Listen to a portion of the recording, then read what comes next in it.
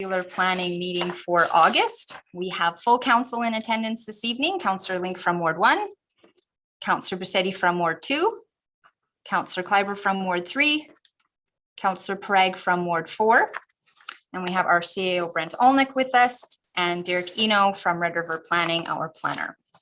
I will read the resolution to open up our meeting for this evening. Be it resolved that the meeting be called to order and that the agenda for the meeting be adopted as circulated. Can I have a mover, please? Moved by Councillor Bussetti, seconded Councillor Parag. Any discussion? Go ahead, Councillor Kleiber. I'd like to add an addendum to the meeting. I'd like to discuss in-person meetings, council in-person meetings. Thank you, Councillor Kleiber. I have a request already that I've received from Councillor Bussetti for the September meeting that I received from Councillor Bussetti in writing. But if there is a motion for your request, you've put a motion forward to discuss it tonight as an addendum. Is there a seconder for that motion? Councillor Link. And I will call for the question. All those in favor of the addendum? Opposed? And that is defeated. That will be discussed at our September meeting. Any other questions or comments for our agenda? Hearing and seeing none, I will call for the question. All those in favor? Opposed? And that is carried. All right, we have our opening remarks for this evening. The RM of West St. Paul strives to be a safe and inclusive community that residents are proud to call home. Where diversity is embraced, the environment is cared for, and leadership is valued and trusted. The West St. Paul Council is committed to working as a team to provide good governance, safe and reliable infrastructure, recreational facilities, and outdoor spaces that the community can enjoy in a sustainable way that values the environment and is financially prudent. Thank you. Right, we have a couple of public hearings, 3 public hearings on our agenda for this evening. And as is our process, I will read our opening message for public hearings. We are aware that most people who attend or view our council meetings for planning matters like the ones here tonight are not completely familiar with the planning process and how it works. I want to spend a few minutes providing some additional context so that we all have a better understanding of the process, the requirements around the Manitoba Planning Act, and our local bylaws. Any person can apply for a variance, conditional use, rezoning, or subdivision as per the Manitoba Planning Act. By making the application with West St. Paul's Planning Authority, the Red River Planning District, this does not mean that council has endorsed the planning item. When an application is submitted, council is required to hear from the applicant and from those representatives who attend the public hearing to speak in favor, in opposition, or for more information. It is important to note that council is being presented with all the information at the same time as those in attendance here today.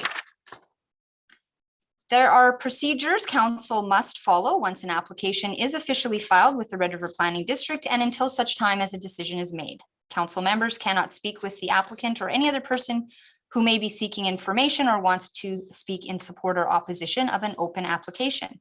This guides against anyone influencing council members before the public hearing and ensures each member makes their decision based on the same information heard or presented by way of correspondence here tonight.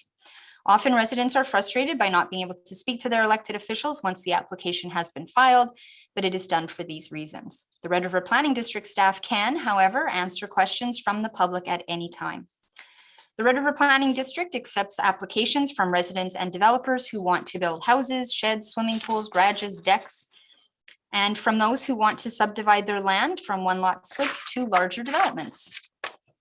Red River Planning District staff are professional planners recognized by a professional association and are tasked with researching every application. Their work and recommendations to council are made on a legal framework, not personal opinions. They review each application against the Manitoba Planning Act, our development plan, our zoning bylaw.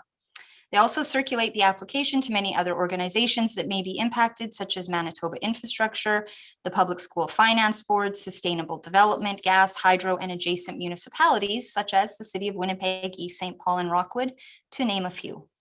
Red River Planning staff does that to determine if the application meets all legal requirements. At a public hearing, we hear from many delegations, and we ultimately decide if the application is a good fit for the community and if it will be approved. We consider both the legal requirements the planner has researched as well as feedback from our community. So our process in going through this is to hear from those we hear first, from the applicant, from those registered in support, those in opposition, and from those seeking information. After that, at no time new information cannot be presented. Council members will have the opportunity to ask questions for clarification to the applicant or anyone registered to speak on the planning item. All questions must go through the chair, as is our procedural bylaw. And that is our introduction to our planning items for this evening. I will read the resolution to open up our first public hearing. Be it resolved that this meeting of council recess for the purpose of holding a public hearing pursuant to section 96A of the Planning Act. Can I have a mover, please? Moved by Councillor Link, seconded Councillor Brussetti. Any discussion? Hearing and seeing none, I will call for the question. All those in favor? Opposed? And that is carried. Mr. Eno, I will turn it over to you for your report. Thank you, Mayor. I'm just going to share my screen with all of council. Just bear with me for a second here. There we go. So this is variance application number 79 of 2022. It's for property located at 889 Capulus Drive. And the purpose of this application is to increase the maximum height for an accessory structure in a commercial building. Specifically, what the applicant is looking to do is increase the height from a 15-foot max to a 17.5-foot max in order to construct a canopy over a gas bar. So here's the location map, a little bit of old air photo. There is development on either side of this property. And here is the site plan for the new gas station, and there's some other commercial entities within there. And I've just highlighted in red there what where the gas canopy bar is going to be located.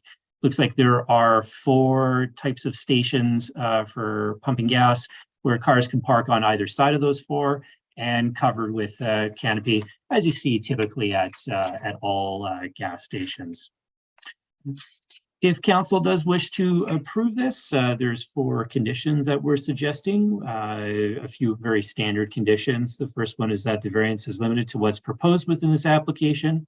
Any changes would have to come back to council. So if they want to make the canopy taller, they'd have to come back to council. They have to obtain all required permits from the Red River Planning District, and there are permits that are pending. The applicant is owners to submit a lot grade plan to the RM that must be reviewed and approved by your municipal engineer prior to any building permits being issued. And finally, Highways has come back and just noted that they may require permits as well. So the applicant needs to reach out to them. That's all I have on this application. It's pretty straightforward. If you have any questions, I would be happy to try and answer them.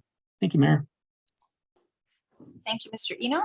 I will go around our virtual council table and see if there are questions for you. Councillor Link, any questions for our planner? Thank you, Madam Mayor. Yes, Mr. Planner, the original canopy was designed at 15 feet. And what's the rationale for needing the extra 2.5 feet in height? I mean, we can confirm with the applicant when they speak, but my understanding is that they just want a little bit more height just for any taller types of vehicles that might be going through. Someone's pulling a like a fifth wheel or a boat or something like that, sometimes you need a little bit taller. So, well, most large motorhomes just require 14 feet. Most semis just require between 12.5 to 13.5. So I'm wondering what vehicles specifically need that height. So I'll ask. I think Red River suggested the increase in height, though. Am I not? I'm off track there. I don't believe we suggested going higher. The letter of intent says that, I believe. So there is there's a permit pending on this. We've received like the architectural drawings. Yeah, And I think what that might be referring to is that when our plan checkers reviewed the plans, it was identified that they needed a variance for the height that they're proposing. I think that's probably in as far as that letter goes. okay. I'll repeat my question to the applicant. Thanks, Mr. Planner. Thank you, ma'am. No more questions. Thank you, Councillor Link. Councillor Kleiber, any questions for Mr. Eno? Mr. Eno, is that why the construction's been stalled on this? Because I've been watching and waiting for it to go up. It was approved, I think, a year and a half ago, was it not? I don't know which parts are stalled or not. I know there's a number of different components to this property. There was a conditional use. We approved it. And I was waiting for this gas station to go up because it would be very helpful to the community. And it hasn't been going up. So the only thing that is stalling this now is the variance and the height of the gas bar. Is that correct? From what I understand, that's the case. I know there are a handful of different permits for this property: a land development permit, a permit to build the building itself, permit for the gas bar, and then the building, from what I understand, will have a couple different tenant components in it. So there's also permits for those tenant fit up kind of things. Yeah. Because I think they were going to put a little store and stuff in there. Yeah, we did different convenience in there. Okay, thank you. That clears up my questions. Thank you. Thank you. Councillor Craig, any questions for Mr. Eno? No questions. All seems straightforward. Thank you. Thank you. Councillor Bassetti, any questions for our planner? Questions. Thank you. No questions for me. Straightforward. Thank you. Do we have the applicant on the line joining us this evening?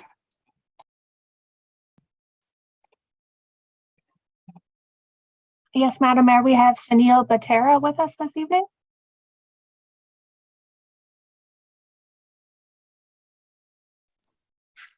Sorry, Miss Elias, I missed that. Madam Mayor, we have the applicant Sunil Batera with us. Thank you. Mr. Batera, can you hear us okay? Yes, I am hearing you. Thank you. Welcome to our meeting. Thanks. So you've heard the planner's presentation and questions from council. Is there anything that you're wanting to add?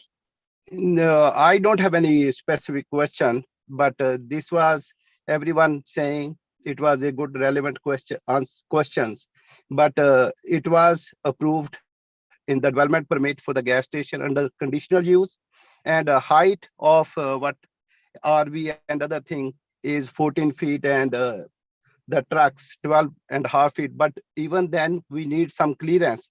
Sometime on some object, if it is hanging overhead or any scrap thing which truckers they are bringing or anything projected, for the safety of consumer and safety for the operator and safety for our staff and any other consumer, we need that little clearance over that vehicle, so then everyone is safe. That is the only consideration.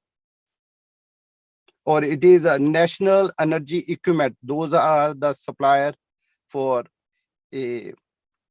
these canopy, and it is their recommendation to go little higher.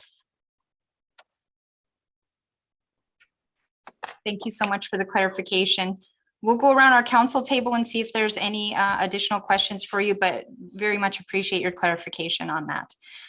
I'll start with Councillor Bassetti for this. Councillor Bassetti, any questions? No questions.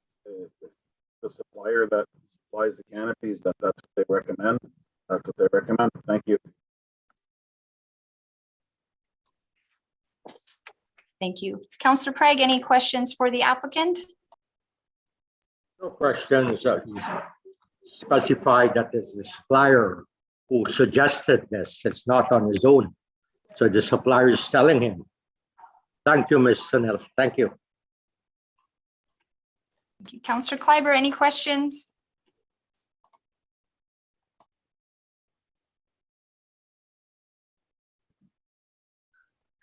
No, I had no questions, just a comment. I'm looking forward to this gas bar going up. And I think it'll be a great addition to the community. So I look forward to starting your business. Thank you. Councillor Link. So thank you, Mr. Bitara, for clarifying which outfit recommended the addition of a bit of a height. Thank you, sir. Thank you. And no questions from me. Thank you, Mr. Batari. That's, we're really excited to have a gas station in our community again. I think it's been about 10 to 12 years since we've had a gas station in West St. Paul. So residents are pretty excited about this, and I know council is excited to approve you coming to our community. So thank you. Thank you. Thanks. Ms. Elias, do we have anyone registered in support, opposition, or for information? No one else registered on this application. And if there are no further comments then from you, Mr. Batara, then we will close the public hearing and vote on the matter. Thanks.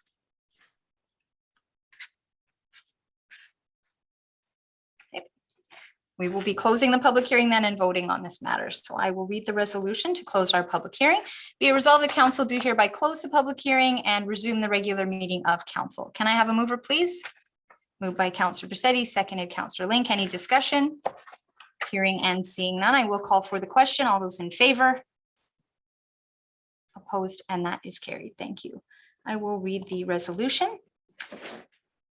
Whereas an application for variance order 7922 was received for the property located at 889 Capitalist Drive, seeking to increase the permitted height for a gas bar company in a CH commercial highway zone from 15 feet to 17.5 feet. And whereas under the provisions of the Planning Act, a public hearing has been held to hear representations both for and against the application. Therefore, be it hereby resolved that after careful consideration, Council of the RM of West St. Paul hereby approves variation order 7922 with the following conditions. 1, this variance is limited to what is proposed within this application. Any changes will require a new variance approval. 2, the applicant owner to obtain all required permits and approvals from the Red River Planning District. 3, applicant owner submits a lot grade plan to the RM that must be reviewed and approved by the municipal engineer prior to any building permits being issued. Please note, design revisions may be required prior to approval. 4, applicant owner shall obtain all required permits from Manitoba Transportation and Infrastructure regarding access, signage, structure, and planting. A variance order will expire and cease to have any effect if it is not acted upon within 12 months of the date of the decision. A board, council, or planning commission may extend the deadline under subsection 1 for an additional period not longer than 12 months if an application is received before the initial deadline. Can I have a mover, please? Moved by Councillor Bisetti, seconded by Councillor Prague. Any further discussion on this application? Hearing and seeing none, I'll ask for a recorded vote. I will say this is a great addition and good benefit of development in our community. I will call for the question. All those in favor? Opposed? And that is carried. Right, our second public hearing for this evening, variation 8722.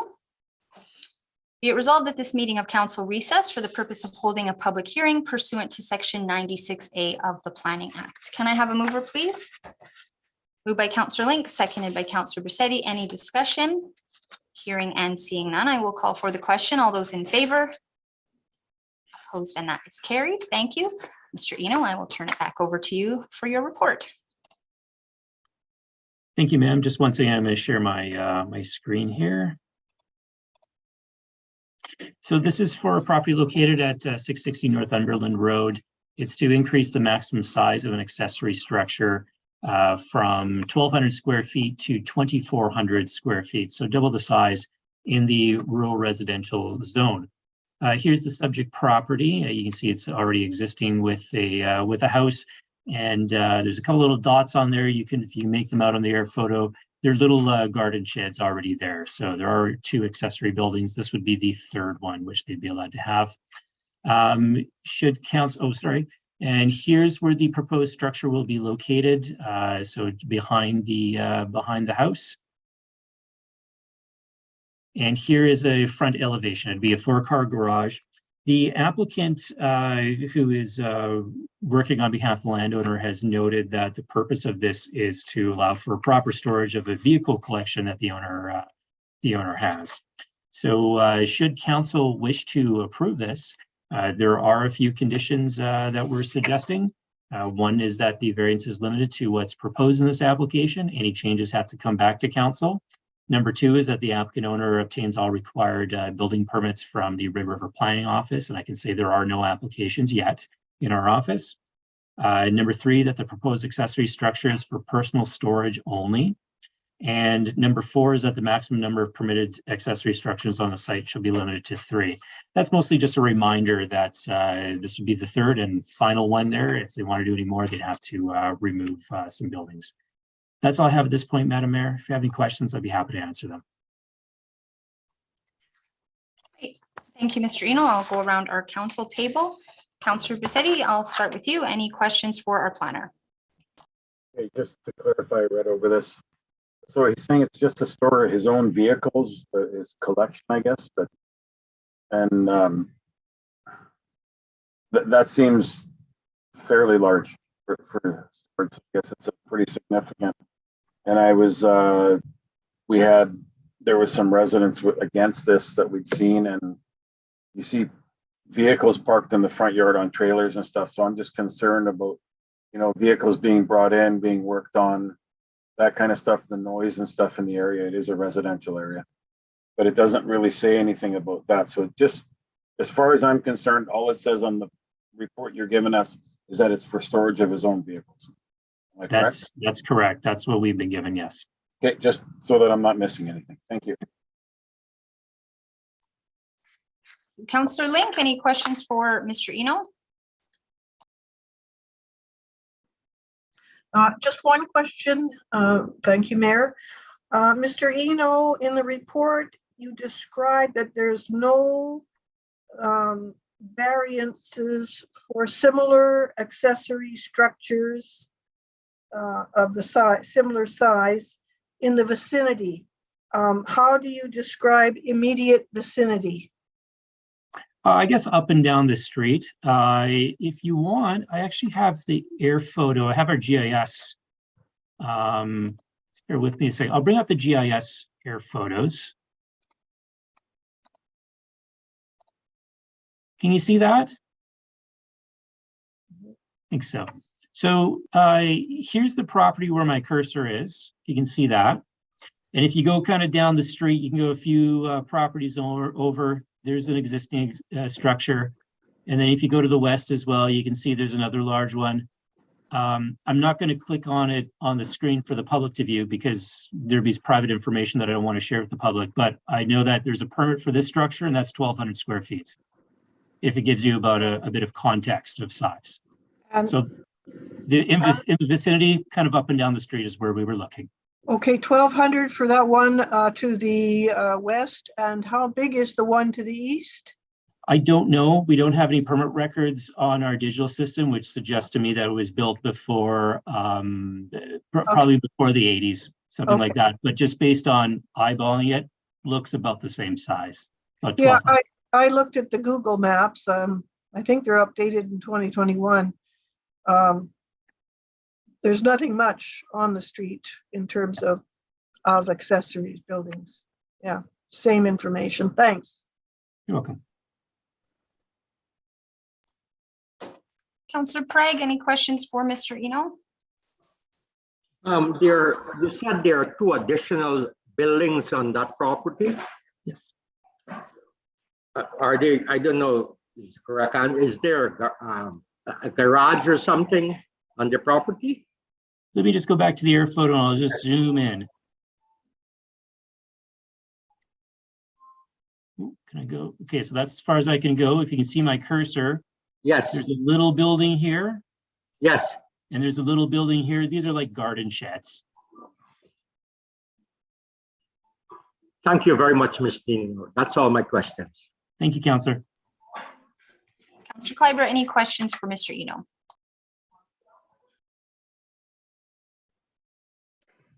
So the applicant only, they have garden sheds, and I started going through the application.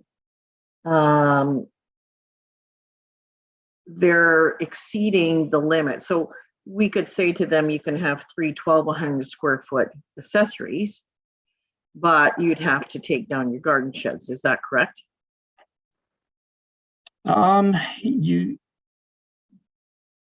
try to think. I guess you could make it a condition of approval if you wish to. Well, that would be allowed under the under the Planning Act? Well, it's tricky because you're allowed to have 3 structures, 3 accessory structures on the property, and those accessory structures each are not allowed to exceed 1,200 square feet. So I'd be hesitant to say you have to remove the other ones. Yeah, because you do sort of have a right to have those. We're really talking about having a 3rd structure that's beyond the 1,200 square feet. Okay.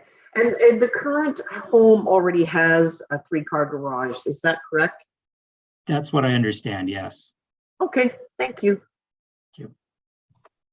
Thank you. Ms. Elias, do we have the applicant on the line joining us this evening? Yes, Madam Mayor, we have Hector Gonzalez with us. Welcome, Mr. Gonzalez. Can you hear us okay?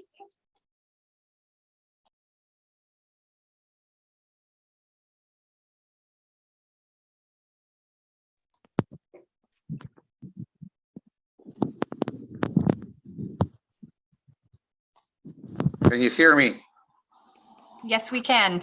Okay, there we go. Thanks. You're welcome. Well, welcome here this evening. You've heard our planner and the presentation he's made on his report to council and some of the questions. Is there anything further that you're wanting to add to share with council on your application?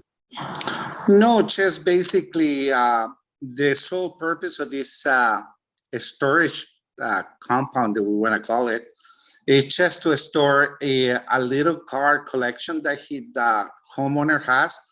He collects automobiles, Honda automobiles, which are a little bit like an S2000 type of vehicles. And he has a few of them already in the property, and he does not have appropriate storage for them. So that's the reason why he's applying for this variance. There is no commercial use, it's just for a storage purpose. Thank you for the clarification. I'm going to go around and see if council has any additional questions for you. Not a problem. Councilor Kleiber, any questions for Mr. Gonzalez? Mr. Gonzalez, he already has a 3-car garage. Is he not using that for any storage? No, he's using that for his own personal vehicles and his wife and his kids. This is a car collection. It's not the regular vehicles. So when you say car collection, are we talking vintage cars? Yes. And he wants a 4-car garage. So how many does he plan to store in there? He currently owns 8 of them. Okay. He's going to try and cram all 8 into that new building. Is that what the plan is? That's what the plan is. That's the reason why there is a 4-car garage doors there, and there's going to be part one in front of the other. So would he be doing any work on the cars in there? None. Okay, so where would he do the work? Off-site? Yes, he owns the homeowner is John Q, and he owns a shop on McPhillips Avenue. It's called Q Auto Service. So he has his own garage there. Okay. All right, good. Well, thank you for answering my questions. Not a problem. Councilor Link, any questions for Mr. Gonzalez? Oh, Mr. Gonzalez, you're representing the owner, I take it. Yes, I am. Okay. So he owns, I'll just review some things for myself and perhaps for people who are watching. 8 vehicles, which he wishes to store. the garage. And what sort of vehicles did you say they were? They're sport vehicle. They are Honda sport vehicles. Sport vehicles. Yes. So are they vintage sport vehicles? Yes, they are. They are currently on his position there right in front of his property. They are parked right in front of his garage right now. Okay. Does he intend to try and add more vehicles to that garage storage? No, No? no, Okay. I think has reached his limit. And he has no intention whatsoever of carrying out repairs on those vehicles or improvements to those vehicles? Not that I know of. That's what I've been told, that he doesn't need to, because he has his own garage shop already. He has a business for that purpose. Okay. So there is no need to do any type of work in there. And is he aware of the noise bylaws in the municipality? Yes, he is. Okay. Now, will he be constructing a driveway to this new garage? There's in the application that shows a road that is gonna go right beside the existing driveway right now, just to get access to the property at the back.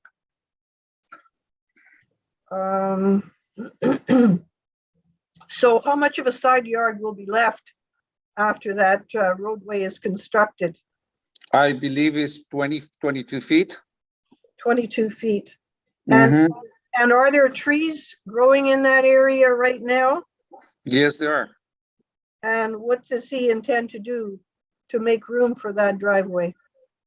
Well, there are some of the trees that are going to have to be pruned back, but they are not in the immediate, they are not adjacent to the driveway yet. Like, they are not encroaching into their intended driveway. Okay. Thank you very much. Not a problem. Councillor Prague, any questions for Mr. Gonzalez? So, Mr. Gonzalez, what you're telling me that the applicant have his own garage, am I correct? Right. Yes, And he does like work for the public there, am I correct? you are absolutely correct. Okay, and he needs the space to store 8 vintage cars, am I correct? You are correct. Is he buying and selling these cars? Or No, just, or a hobby? it's a hobby of his. He's an Asian guy, and he likes Asian little sport cars. Okay, sports cars. And there's no work is going to be done in this garage, am I correct? No hoist or anything going to be put into this garage, am I correct? You're correct. And where is his shop located? It's on McPhillips. I can, if you give me 1 sec, I'll get Yeah, you there. and the name of it, so I'll do a check. It's Q Auto Service. You auto service? Q Auto Service. Okay. And does the applicant knows their bylaws about how much vehicles you can own or store on your driveway? To be honest with you, no, I do not know that, if he knows or not. Mhm. That's all my questions. Thank you for the time being. Thank you. Councillor, Mr. Eno, go ahead. Thank you, Madam Mayor. Just to Councillor Craig's question, Q Auto Repairs is located at 2140 McPhillips Street. That's just south of the Garden City Shopping Mall. Right. Thank you very much, Mr. Eno, for doing that check for me. Thank you. Councillor Bersetti, any questions for Mr. Gonzalez? Well, I guess it's not really for Mr. Gonzalo, it's more for the applicant, but since you're representing him, the concern I have here is that this council and many previous councils have dealt with where it's been allowed to put in the oversized structure. And once that place changes hands, it's basically advertised as a storage shop or a, shop included, that kind of stuff. And then it's up to council to turn around and try to resolve that issue. That is the problem that I have with this. It's not a regular thing in the area. You see one, all of a sudden they start popping up everywhere, and then it's up to council to keep it clean and organized, and without having, derelict vehicles all around residential areas. That's my biggest concern, and I hope you can understand what I'm saying there. Thank you.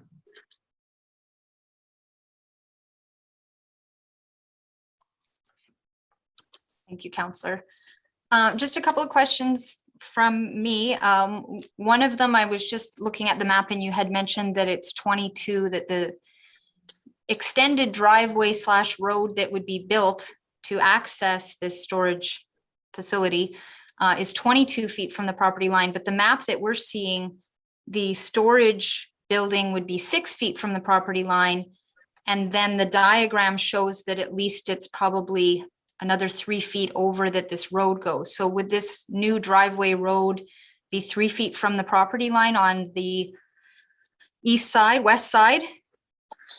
I believe the surveyor certificate right from the corner, that'll be the west north corner of the garage. It shows something like a 28 feet to the property line.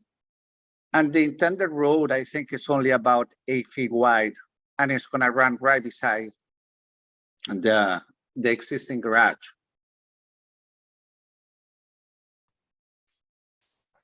And maybe it's just the map. I don't know, Mr. Eno, if it's more clear on the version that you have, if you can provide those numbers. I'm trying to enlarge it and look on ours. For me, it looks like 6 feet and that this new road would be 3 feet, but I just wanted to clarify.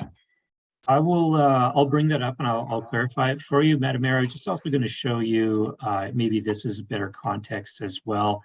Here's just a Google Street View of the property. You can see there the 3-car garage in the front, and I guess where they're proposing this extra driveway would be just off to the right here.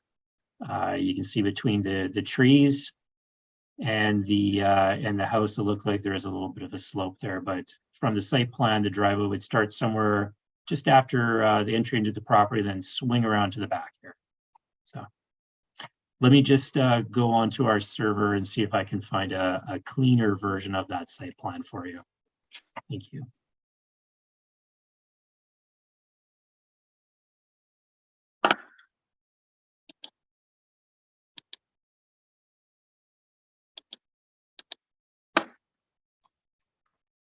While our planner is looking that up, I'll just ask a follow-up question, Mr. Gonzalez. So one of the concerns that I have is when the accessory buildings are allowed and built in people's backyards, they're accessory standalone 1,200 or less square foot buildings, but there's typically not roads or additional driveways to that.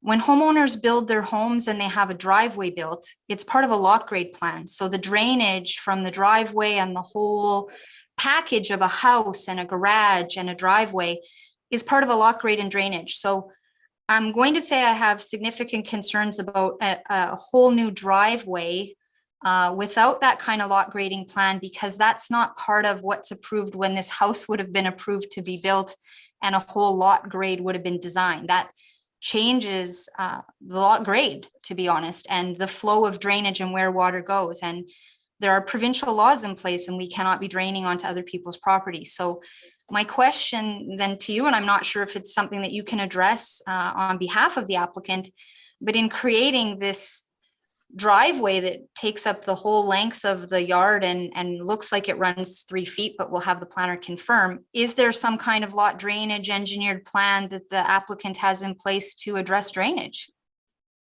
I'm sure the applicant, if it is required, he can provide that right now, but basically there is no intent into right now. I think it's a swale system to the side of the property.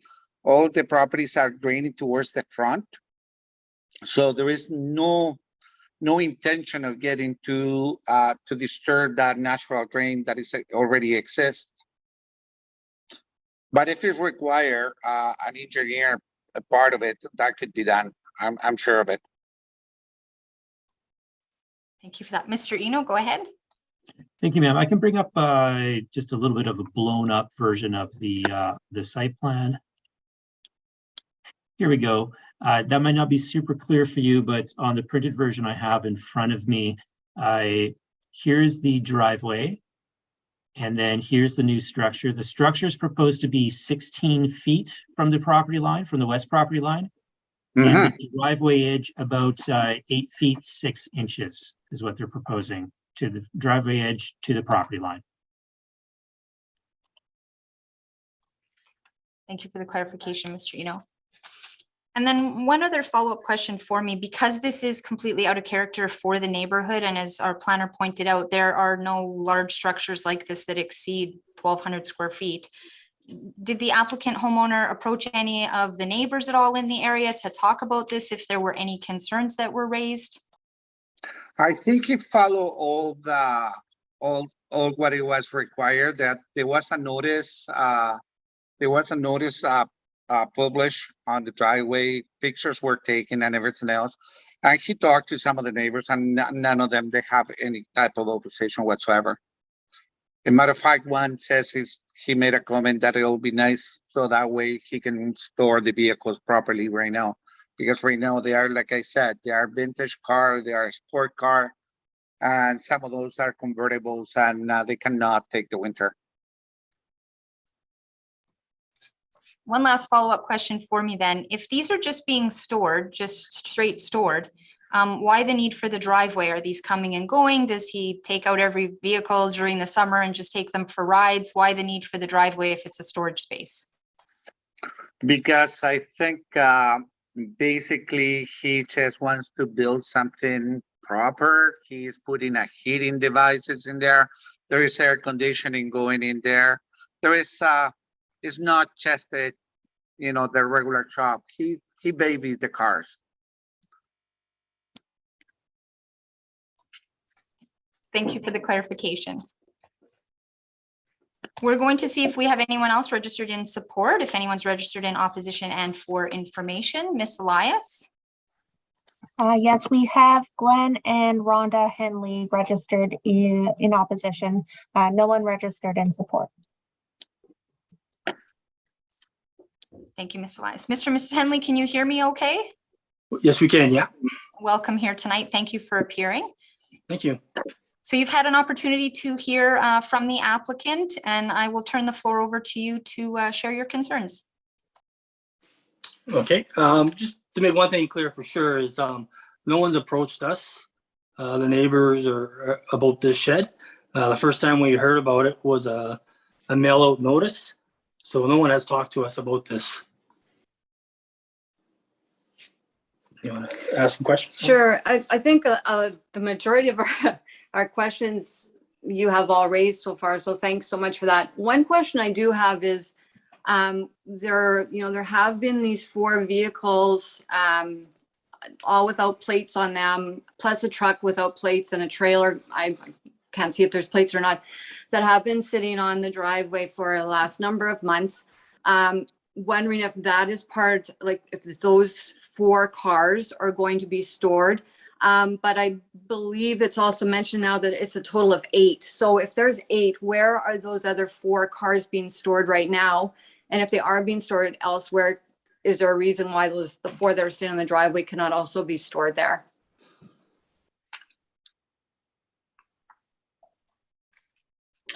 And we'll be able to have the applicant answer those questions as well. I just want to make sure that you both have an opportunity to address concerns that you have or any other questions. And then council will be able to ask if questions of you both, and then the applicant can respond to your questions.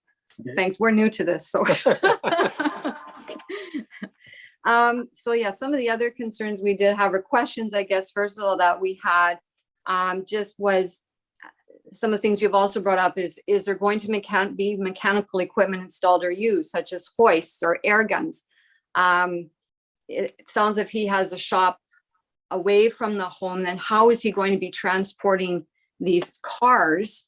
Will he be driving them off the property? And if he is, how frequently is that going to be occurring? How far from our property line will the proposed driveway be? Yeah, and I know that question had been answered, as well as the how far from the property line the building is going to be built. There was also the comment about that, actually for the RM, we're wondering if there is a maximum number of vehicles that can be stored on a property. And then also we're wondering too from the RM, if this is approved and our property is devalued because of it, what is our recourse? Some of the concerns that we'd like to bring forward is the proposed driveway runs parallel to the side of our home where our bedrooms are located. And the vehicles currently parked in the driveway at 660 Northumberland Road have either aftermarket exhaust systems, or they could be modified exhaust systems. So they are loud when they are running. So we have a concern about the noise that these vehicles generate when they are moved or when they're worked on. A second concern is the ground between the two properties is low, and every spring melted snow in the background of 660 Northumberland does run towards our backyard already, and it's not running towards the front yard, it runs towards the ditch that runs between the two properties. So our concern is that the proposed driveway and there's a commercial sized building, and they've noted, I believe, that it's a concrete foundation that will increase the elevation and it will force more water towards our backyard. That also includes a saltwater pool. So we definitely have concerns about the amount of water that'll be coming our way. The proposed large size building, they've said it's going to be a steel structure, and that would interrupt the beauty of living in our rural community. And so the willow trees that are pictured on the property, they are on the 660 Northumberland side. So they will hide some of the commercial sized building in the summer. But if they are removed, either to allow for construction of the driveway and where the building, or for any other reason, our viewpoint from our backyard will be this large size building. And our concern is that the size of a building of this structure is, it's going to be visible beside our property, is going to devalue our property. Finally, although it's stating in the variance proposal that this building is for storage purposes only, we do have concerns that there could be mechanical work that will occur there, as there is mechanical work that is occurring now on the driveway. I think that covers all of our concerns that we had and questions. Thank you so much for bringing those to council and as well to the applicant, and hopefully Mr. Gonzalez has been taking notes. If not, I have. So we want to make sure your questions and concerns are answered. Thank you so much. I'm going to see if council has any questions for you or comments. Councillor Prague, any questions, comments for Mr. and Mrs. Henley? Yeah, Glenn and Rhonda, if you don't mind me calling you by your first name. No. Absolutely. How long you been living there? It was 10 years this past January. 10 years. And so what you're saying, they usually do mechanical work on the driveway. Am I correct? Well, we've heard the cars running for periods of time. Okay. Whether he's working on them or not, like you can hear the exhaust, because it's a very loud exhaust. And building this driveway to the back there, sure, that will elevate the property, so the water will run into your backyard, not the front. We've been dealing with this since we moved in. The water from the back field, everything Yes. flows to the front of the buildings. Yes. His water flows from his back field. It turns by the back little shed there, and it turns there and it goes into our ditch. But when there's a lot of snow, that whole area floods. Or rain. Yeah, or if you get a lot of rain, that whole area floods already, and we're dealing with that right now. No, I So know. I can't imagine putting a building there. I think it's going to make it a lot worse. Yep, I remember the last winter there was a lot of snow and a lot of flooding out that way. And I have pictures of all that water, and it does flow. You can sit there and you can watch it flow from his far backyard, and it turns and it goes towards the ditch. And if there's excessive, that overflows and into our property. So, and nobody spoke to you there. He didn't speak to you guys, period, about putting up this property until the letter came. Am I correct? That's correct. Thank you very much. You've answered my questions, Rhonda and Glenn. Thank you. Thank you. Councillor Kleiber, any questions?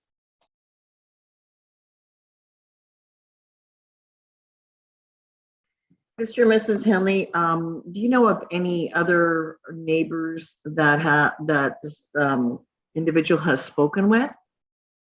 No, Not at all. no, we do not. Okay. Has anyone else in your neighborhood spoken about or objected to it or is upset about it? Not that we know of. We haven't talked with anyone else about it. Okay, so it's directly affecting your property. Exactly, yes. His neighbor to the east side, he runs a mechanic shop already, which we deal with the noise and the air guns Saturday mornings and stuff like that. So we're dealing with that already. Okay, are you familiar with the report a problem on our website called Request for Service? Well, I know the current owner of the lot that we're talking about. He's been he was dealing with No, the previous owner, the owner. original owner. The original owner, when we moved in and through the first couple of years that we were here and he was here, he had shared that he had put in multiple complaints about the person living beside him at the time, who is still there. But we haven't made any complaints. Okay, so it's not bothering you or it is bothering you? Well, it does bother us. You know, it's. You just try to pick your battles. Yeah, I know. I hear what you're saying. And if it does become a overwhelming, then you do have the option to do the report a problem. Okay. And if somebody it's on our website, and if somebody is running a business or doing things, that are not residential in nature, then you have that option to report the problem. So I want you to be aware of that as well. Okay, that's good to know. Yeah. Thank you. And I understand your concerns. There were some pictures sent. Was that your pool in the backyard? Yes. That's correct. Yeah. Okay, so you basically have a very nice yard and you have the pool there, and your concerns is that's going to be obliterated by a 2,400 square foot building, correct? Correct. Yeah. Yeah. Not a good selling feature. No, it's not. Okay, thanks. So you've answered my questions. Thank you. Councillor Bisetti, any questions? Thank Mrs. Henley for coming in. I echo some of the concerns they had with, work being done in the backyard and on the driveway. And I can understand what you mean by the tuners. We hear them going up and down Main Street. To have them right beside your bedroom, it can be quite the eye opener on a Sunday morning. Thanks for coming out, and we'll see how things go. Thank you. Thank you. Thank you. Councillor Link, any questions? I'm just wondering how long the neighbor at 660, is it? Yes, 660. How long has he been in residence at that property? Do you know? Well, that property has changed hands, I guess, several times in the last few years. The house was empty for a long time. Now there's someone living in it. So I'm not sure how that all worked out, if it was resold or they had it empty for almost 6 months and then moved in. I'm not sure how that happened, but. Okay, thank you. Okay. No questions from me. I appreciate that you submitted your questions in and have come to speak here tonight. We really appreciate that. Thank you. Thank you. Ms. Elias, do we have anyone else registered support against or for information here this evening? No, no one else registered for this application. Thank you, Ms. Elias. So, Mr. Gonzalez, I'm going to return it back to you. You've heard a number of the concerns that the neighbors next door have raised and about 4 cars or 8 cars, not having plates on them, mechanical equipment not being used, the property line issue, the commercial building, max vehicles, and drainage concerns. So hopefully you've taken some notes on that, but I'm going to turn that to you to address the concerns that the neighbor has raised. Okay, basically drainage concerns that currently exist. If it's required, we can certainly try to get an answer to that and a remedy for that. Is if it's in regards to aesthetics, we can make it in such a way that that shop will not be seen by the poolside. Second, vehicles driving up and down the streets, that's not the intent of this collection. And if the current owner is working or is doing something in his vehicles, is just part of, I guess, part of his hobby. That's what he does. That's what he likes. And having this garage in there, or having this shop there, well, then those ugly, sights will be away from people's view. So I think overall, all these concerns, somehow they could be monitored. Or you guys can place certain conditions for the use of this shop, so that none of this happens. Oh, there was one question in regards to about the amount of vehicles that he has in there in the property, and the vehicles that I mentioned that he owns. Right now, I do not know where he has the other vehicles, but I can tell you that inside his garage, there is 4 vehicles parked, plus 3 in the outside, and a half ton.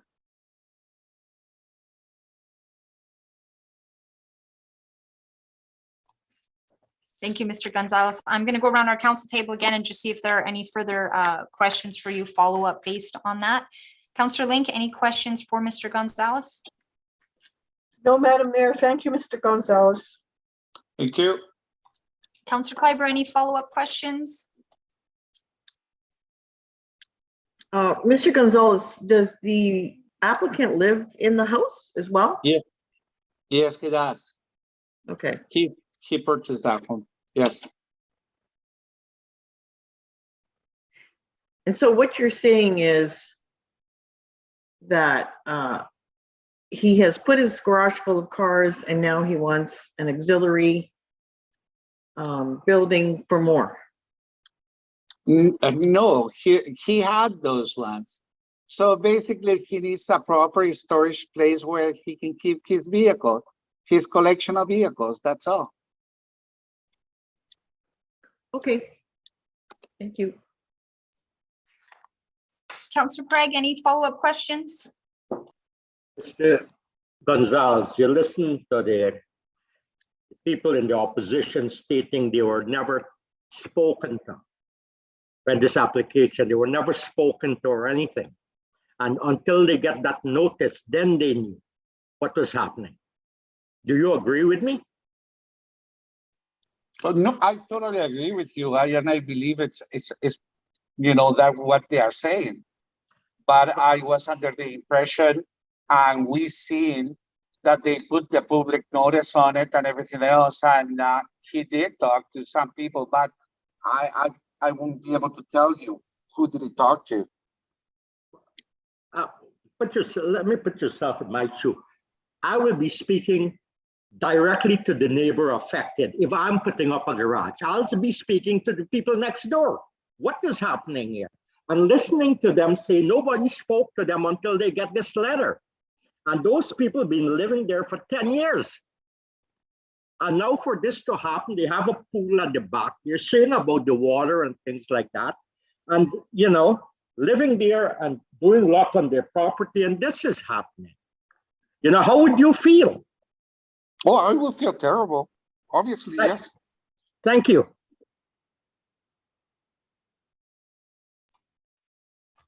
Councillor Bisetti, any follow-up questions? No follow-up. Thank you, Mr. Gonzalez. No follow-up questions for me as well. Understanding what the applicants are wanting to do and appreciate you providing clarification on behalf of the applicants. Thank you so much for being here tonight. Thank you. With that, I will read the resolution for us to close the public hearing and council can decide on this matter. Be it resolved that council do hereby close the public hearing and resume the regular meeting of council. Can I have a mover, please? Moved by Councillor Bisetti, seconded Councillor Link. Any discussion? Hearing and seeing none, I'll call for the question. All those in favor? Opposed, and that is carried. Thank you. I will read the resolution. Whereas an application for variance order 8722 was received for the property located at 660 Northumberland Road to increase the permitted size of an accessory structure from required 1,200 square feet max to 2,400 square feet max. And whereas under the provisions of the Planning Act, a public hearing has been held to hear representation both for and against the application, therefore be it resolved and that after careful consideration, Council of the RM of West St. Paul hereby approves variance order 8722 with the following conditions. 1, this variance is limited to what is proposed within this application. Any changes will require a new variance approval. 2, applicant owner to obtain all required permits and approvals from the Red River Planning District if required. 3, that the proposed accessory structure shall be for personal storage only. 4, that the maximum number of permitted accessory structures on the site shall be 3. A variance order will expire and cease to have any effect if it is not acted upon within 12 months of the date of a decision. A board, council, or planning commission may extend the deadline under subsection 1 for an additional period no longer than 12 months if an application is received before the initial deadline. Can I have a mover, please? Moved by Councillor Bisetti, seconded Councillor Link. Any discussion? I'll go around the table and see if there is discussion before a vote. Councillor Link, any discussion? No discussion, just a comment. I don't believe this fits with the neighborhood. Thank you. Thank you, Councillor Link. Councillor Craig, any discussion? I totally agree with Councillor Link, and plus, you're not speaking to the neighbors. You know, I have a problem with that, a serious problem. Like, if you're going to do something, talk to the neighbors. And we see what's happening in West St. Paul, people moving in, and you know, there's rules, and people buy property here, leave the city, and they want to live, you know, a quiet life. And I understand where the opposition, you know, where they stand. Thank you. Thank you, Councillor Craig. Councillor Bisetti, any comments for discussion? No comment. Thank you. And Councillor Clyburn. I understand what the gentleman's trying to do here, but we're starting to have an influx of people, maybe with not the best intentions of bringing in a lot of cars and trucks onto properties, and then they're very close to residences. And it's a residential neighborhood. And I think I underscore that and say, you know, that's the way we need to keep our neighborhoods that are residential as residential. So I think all the questions have been asked and answered. Thank you. Thank you. Comments from my perspective, I appreciate that the applicant has brought this forward to council and doesn't go about just doing things, but went through the proper process to request a variance. So good on them for going through the proper channels, understand what they're wanting to do, and they're very upfront about wanting to store these vehicles. My concern is what we're to look at under legislation, section 97(1). Is the application compatible with the general nature of the surrounding area? And no, if there's no 2,400 square foot sheds in the area and everyone else is complying, it is not consistent and compatible with the area. Will it be detrimental to the health and welfare of people living and working in the surrounding area? And I think the neighbors have made it clear that there could be additional drainage issues and impact their well-being next door in an area that they've bought rural property in, with the expectation that there's 1,200 square foot sheds in the area and not commercial sized buildings. And then is it a minimum modification of the zoning bylaw required to relieve the injurious effect of the zoning bylaw? And I would say that asking for double size of what is permitted under our zoning bylaw is not a minimum modification. So considering the law and what we're to look at, and considering the issues that the neighbors brought forward, really valid concerns about drainage. As I mentioned earlier, I have real significant concerns with lot drainage and that plan and what would be involved in an engineering plan to make sure that that's addressed. I'm not supportive of this. Those are my comments. Everybody's had an opportunity to discuss. I will request a recorded vote and I will call for the vote. All those in favor? All those opposed? And that is defeated.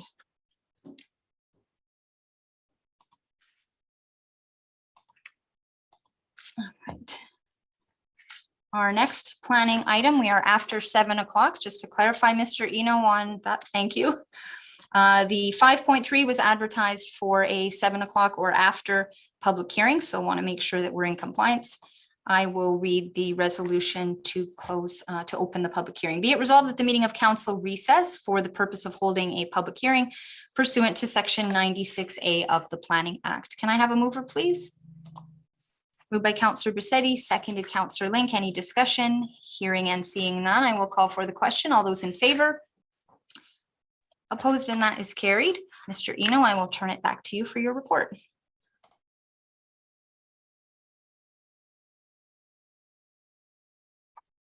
Thank you, Mayor. This is variance number 83 of 2022. It's for a property located at 508 Willis Road. This is in relation to a subdivision that council had approved in March, and then the planning board approved in April of this year. That's application S212934. And the applicant is now coming back to meet one of their conditions of approval, which is variances for the new lot sizes. So the site area minimum requirement for this area, which is rural residential, is 2 acres, and the site width requirement is 124 feet. The proposed lot size are 1.25 acres and just a smidge under that 124 feet. So they've come for a variance. Here's the location map. You can see it's on Willis and backing onto Slater there. It's going to split the property in half. And here's the subdivision application map that you had approved earlier in the springtime. Should council wish to approve this, there's just one condition, that the variance is as what is proposed. So if the lot lines tend to wiggle a bit and change those dimensions, they have to come back to council. That's all I have, Madam Mayor. Thank you. Thank you, Mr. Eno. I'm wanting to turn to Ms. Elias as well. Ms. Elias, you mentioned there was an issue with the side width, and I'm just going to turn that to you now about side width requirements and the public hearing, if there's anything that you're wanting to add to Mr. Eno's report. Sure, Madam Mayor. Just in regards to the side width variance, I'm not sure if that's a requirement under our zoning bylaw. But Mr. Eno, he would be able to confirm.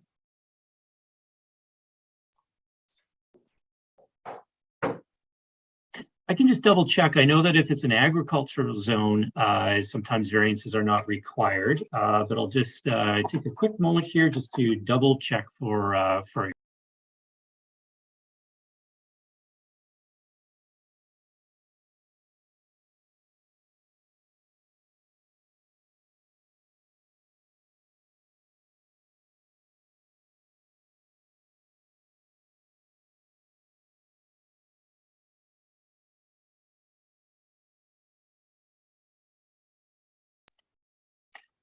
Madam Mayor, Ms. Elias is correct. Yes, there's section 328.13 notes that where subdivision does not alter the existing width, variations will not be required. So you don't need to vote on that portion. And I'm just going to make a note here for our staff to make sure that the applicant gets a refund for that portion of the application. Thank you, Mr. Eno. So just to make sure council understands that the resolution and what we're looking at is just the required 2-acre minimum to the 1.25 minimum request. And the side yard variance was not required for that. And so I will not be reading for that. We will not be making a decision on that, and it will not be included in the resolution that is permitted. Thank you, Mr. Eno. Thank you, Ms. Elias, for the question and clarification. I'll go around our council table, see if there's any questions for you, Mr. Eno. Councillor Link, any questions for Mr. Eno on the application? Thank you, Madam Mayor. Just one, I think.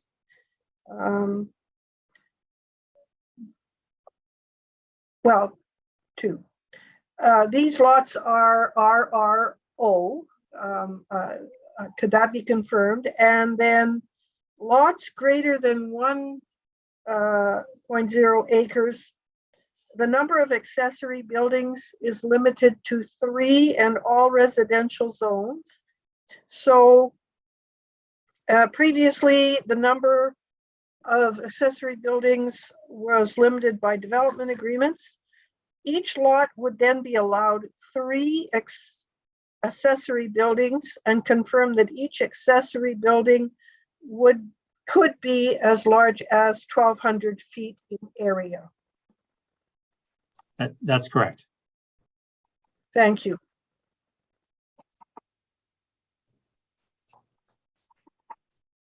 Councillor Rossetti, any questions regarding the application?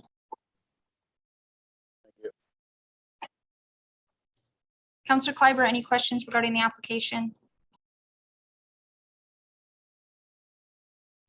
No questions. Councillor Prague, any questions on the application? No questions, thank you.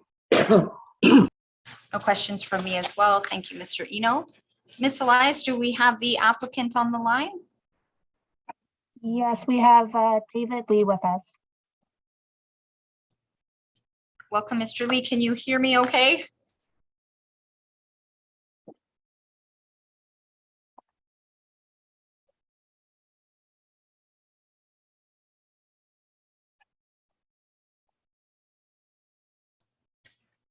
Mr. Lee, are you there?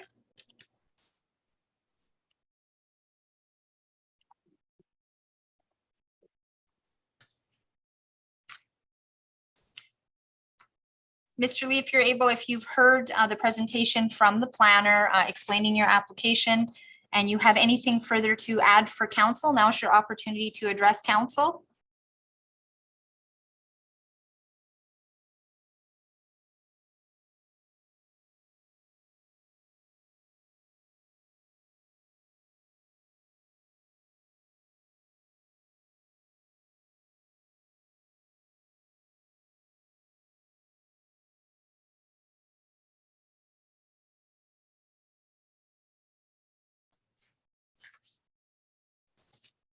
Ms. Elias or Ms. Shaw, if you're able to work with Mr. Lee to see at your end if there's any technical issues on his part to make sure that he's able to participate.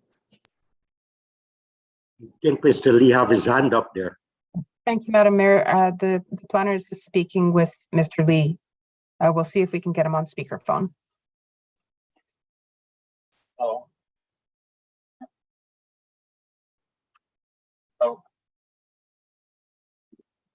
Madam Mayor, can you hear Mr. Lee?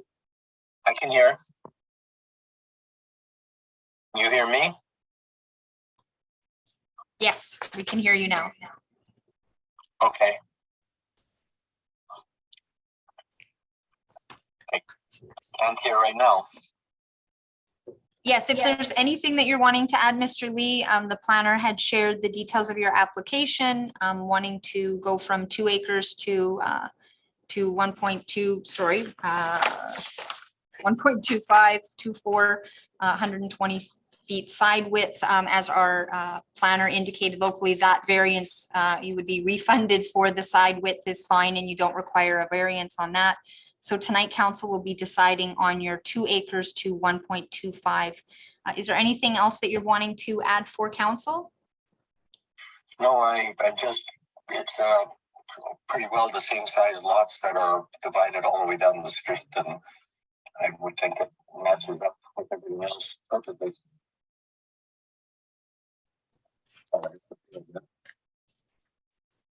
Thank you for that. I'll go around our council table and just make sure, see if there's any questions for you. Councillor Kleiber, any questions for Mr. Lee? Mr. Lee, is it, have you someone in mind for the other lot? Is it for a family or?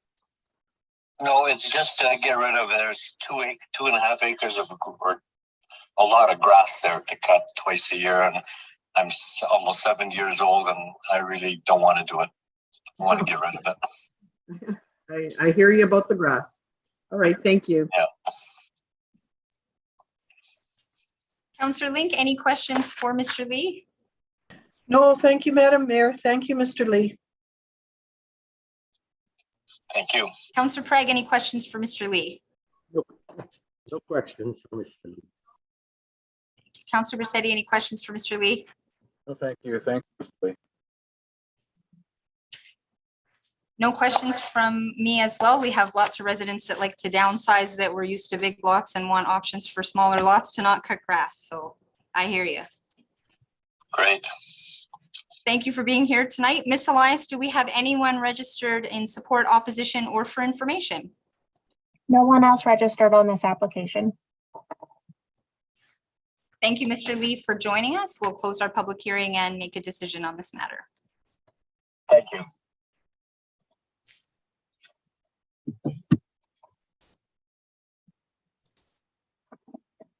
The resolution. Be it resolved that council do hereby close the public hearing and resume the regular meeting of council. Can I have a mover, please? Moved by Councillor Prague, seconded Councillor Braccetti. All those in favor? Opposed, and that is carried. I will read the resolution. Whereas an application for variance order 8322 was received for the property located at 508 Willis Road to reduce the minimum required site area from required 2 acres minimum to 1.25 acres plus or minus minimum in the RRO Rural Residential Overlay Zone for proposed lots 1 and 2 being created as part of conditionally approved subdivision S21-2934. And whereas under the provisions of the Planning Act, a public hearing has been held to hear representations both for and against the application. Therefore, be it hereby resolved that after careful consideration, Council of the RM of West St. Paul hereby approves variation order 8322 with the following conditions. 1, this variance is limited to what was proposed within the application, and any changes will require a new variance approval. A variance order will expire and cease to have any effect if it is not acted upon within 12 months of the date of the decision. A board, council, or planning commission may extend the deadline under subsection 1 for an additional period not longer than 12 months if an application is received before the initial deadline. Can I have a mover, please? Moved by Councillor Prague, seconded by Councillor Braccetti. Any further discussion on the application? Hearing and seeing none, I'm going to request a recorded vote. And I will call for the question. All those in favor?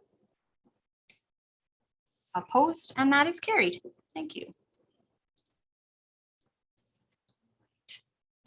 We're down to item 6.1, first reading of zoning bylaw. Mr. Eno, I will turn that over to you for some background information and council can discuss.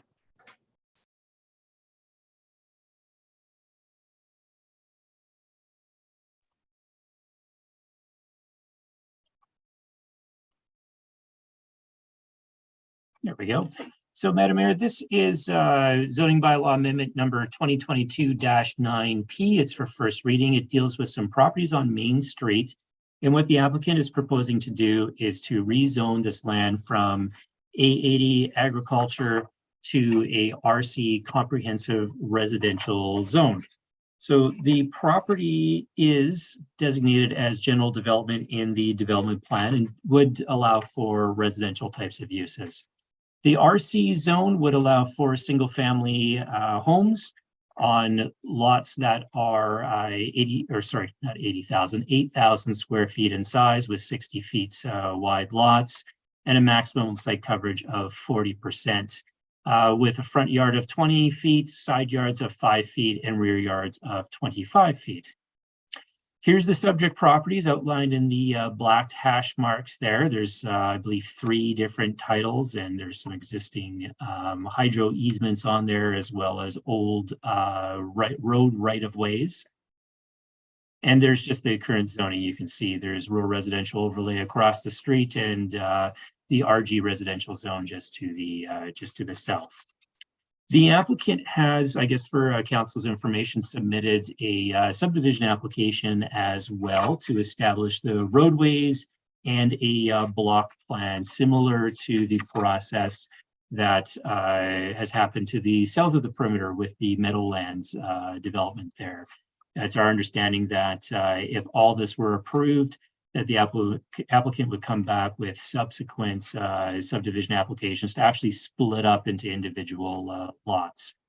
And it would be our intention to bring both the subdivision as well as the rezoning application to council for a combined public hearing. So you can hear about all the information at once rather than have multiple public hearings.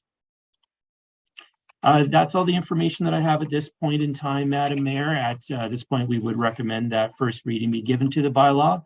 That just allows the public hearing process to start, which allows our office to conduct further research, including circulating this application to the provincial agencies and departments for their comments. Thank you, ma'am. Thank you, Mr. Eno. Mr. Cio, go ahead. Hi, Madam Mayor. Before we go any further, I'd like to bring some something to council's attention. I'm wondering if maybe we need some more information before we go further here. I've been looking at the West St. Paul North secondary plan and some of the things it talks about with service, and it talks about water supply systems and it talks about wastewater systems, and I've got a little bit of information to share. I'll ask Lainey put it up on the screen.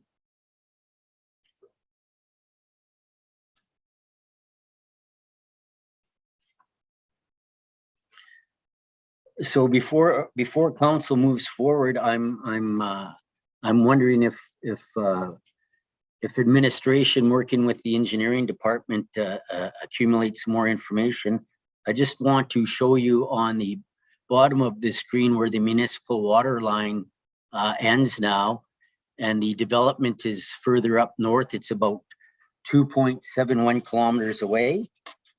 And to the next screen, Lainey. So you could see that's River Crest in the blue area there.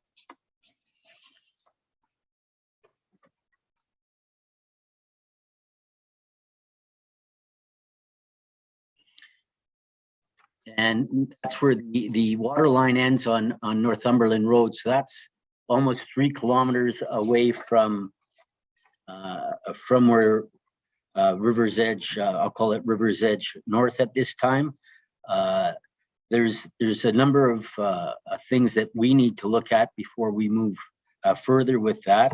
And I've put them, I put them into a third slide. And the third slide talks about the 2.71 kilometers away that this property, that the water line is from this property. That's about $1 million away for pipe. So no pipe runs there. But my main concern is the water main on the west side of Main would require a 3-meter separation from the existing forest main, which would require easements in every property.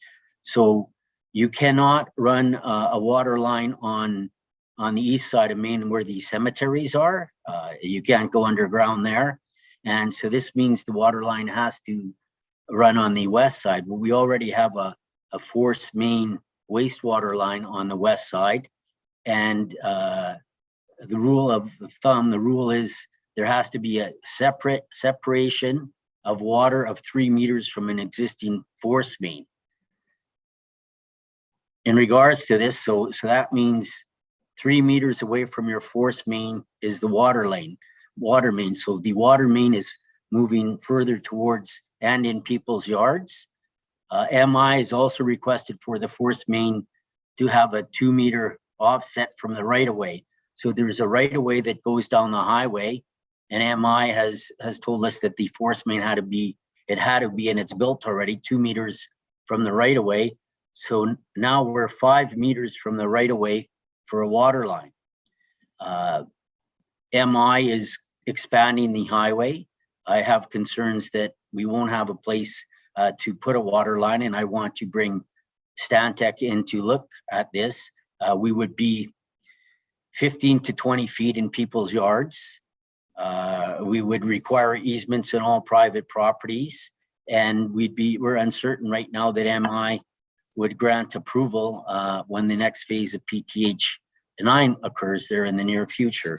So I'm asking on the water side that a council allows the RM before we go into the public hearing stage. If we don't know if services can get to this location. I also need to have time to look at wastewater. So there is a force main that runs by this property, but the force main only has capacity for 1,100 homes in it. Our main water line, our main water trunk line has an abundance of space in there for homes in West St. Paul. But as you get further out north, only 1,100 homes can go into this regional force main. So I'm asking council for some time that I can look at it with the engineers and determine where all the regions of development are in West St. Paul, along with existing homes in West St. Paul. So we have homes on Slater, Northumberland, in that area. So homes that are already existing, and where exactly these 1,100 ERUs should be set for in the future. So I'm not saying we can't go ahead with this, but I'm asking council for more time so I can come, and if we're going to make a decision, provide the proper information for council, and not to forge ahead with hearings before council has this information.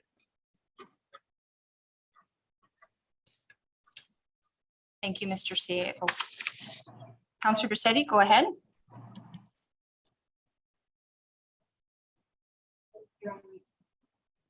I just assumed we're going around the table after this, right? Okay, that's what I'm kind of glad, Mr. Cio, thanks, Madam Mayor, and I'm kind of glad, Mr. Cio, that you brought that up. I had a half a page here of, questions similar to what you were bringing up to us, that yes, there's a line that, leads to St. Andrews. So it's never discussed where the limited amount that we have in there, where we were planning on putting it, and there was no plan of who's running the extra water lines and that kind of stuff. I'm not gonna go over all the same stuff that you've brought up, but I'm glad to see that it's come up through administration, that there's concerns. Just skimming through my notes because I don't want to say the same thing over that you just said. So you'll be coming with administration report from Stantec and that kind of stuff. I remember when the water line and sewer line ran down Main Street and how they had to work with sewer one side, water on the other. And I see the problems that we could have with the cemetery there.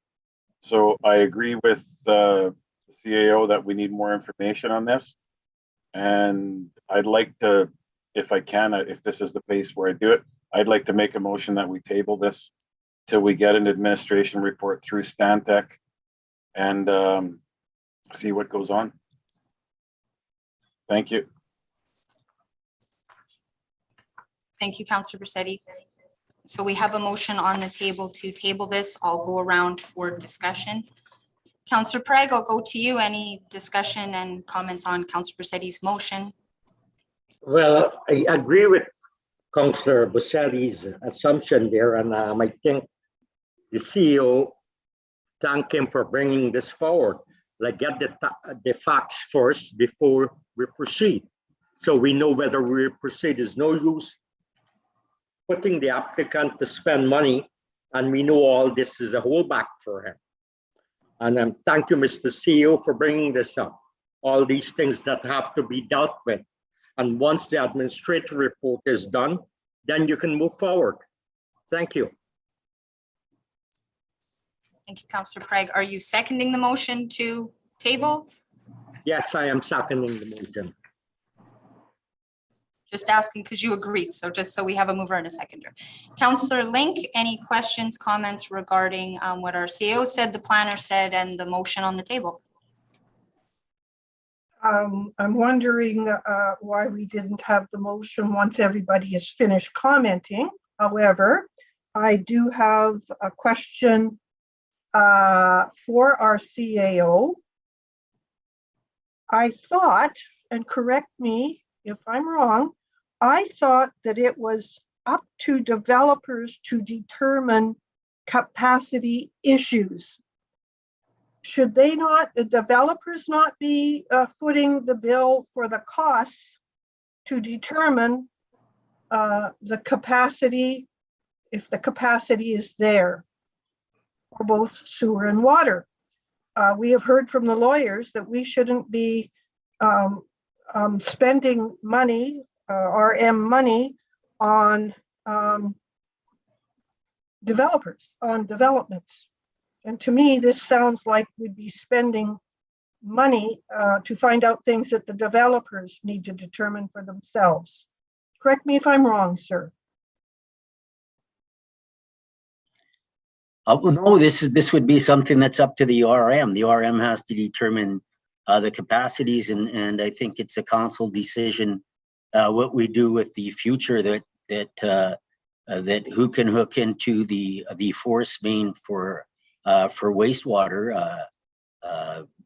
I mean, the developer could come back and say, yeah, he's determined that there's enough capacity for him. So no, it's not up to the developer. This is definitely up to the RM to get the data and supply it for council to make a rational decision.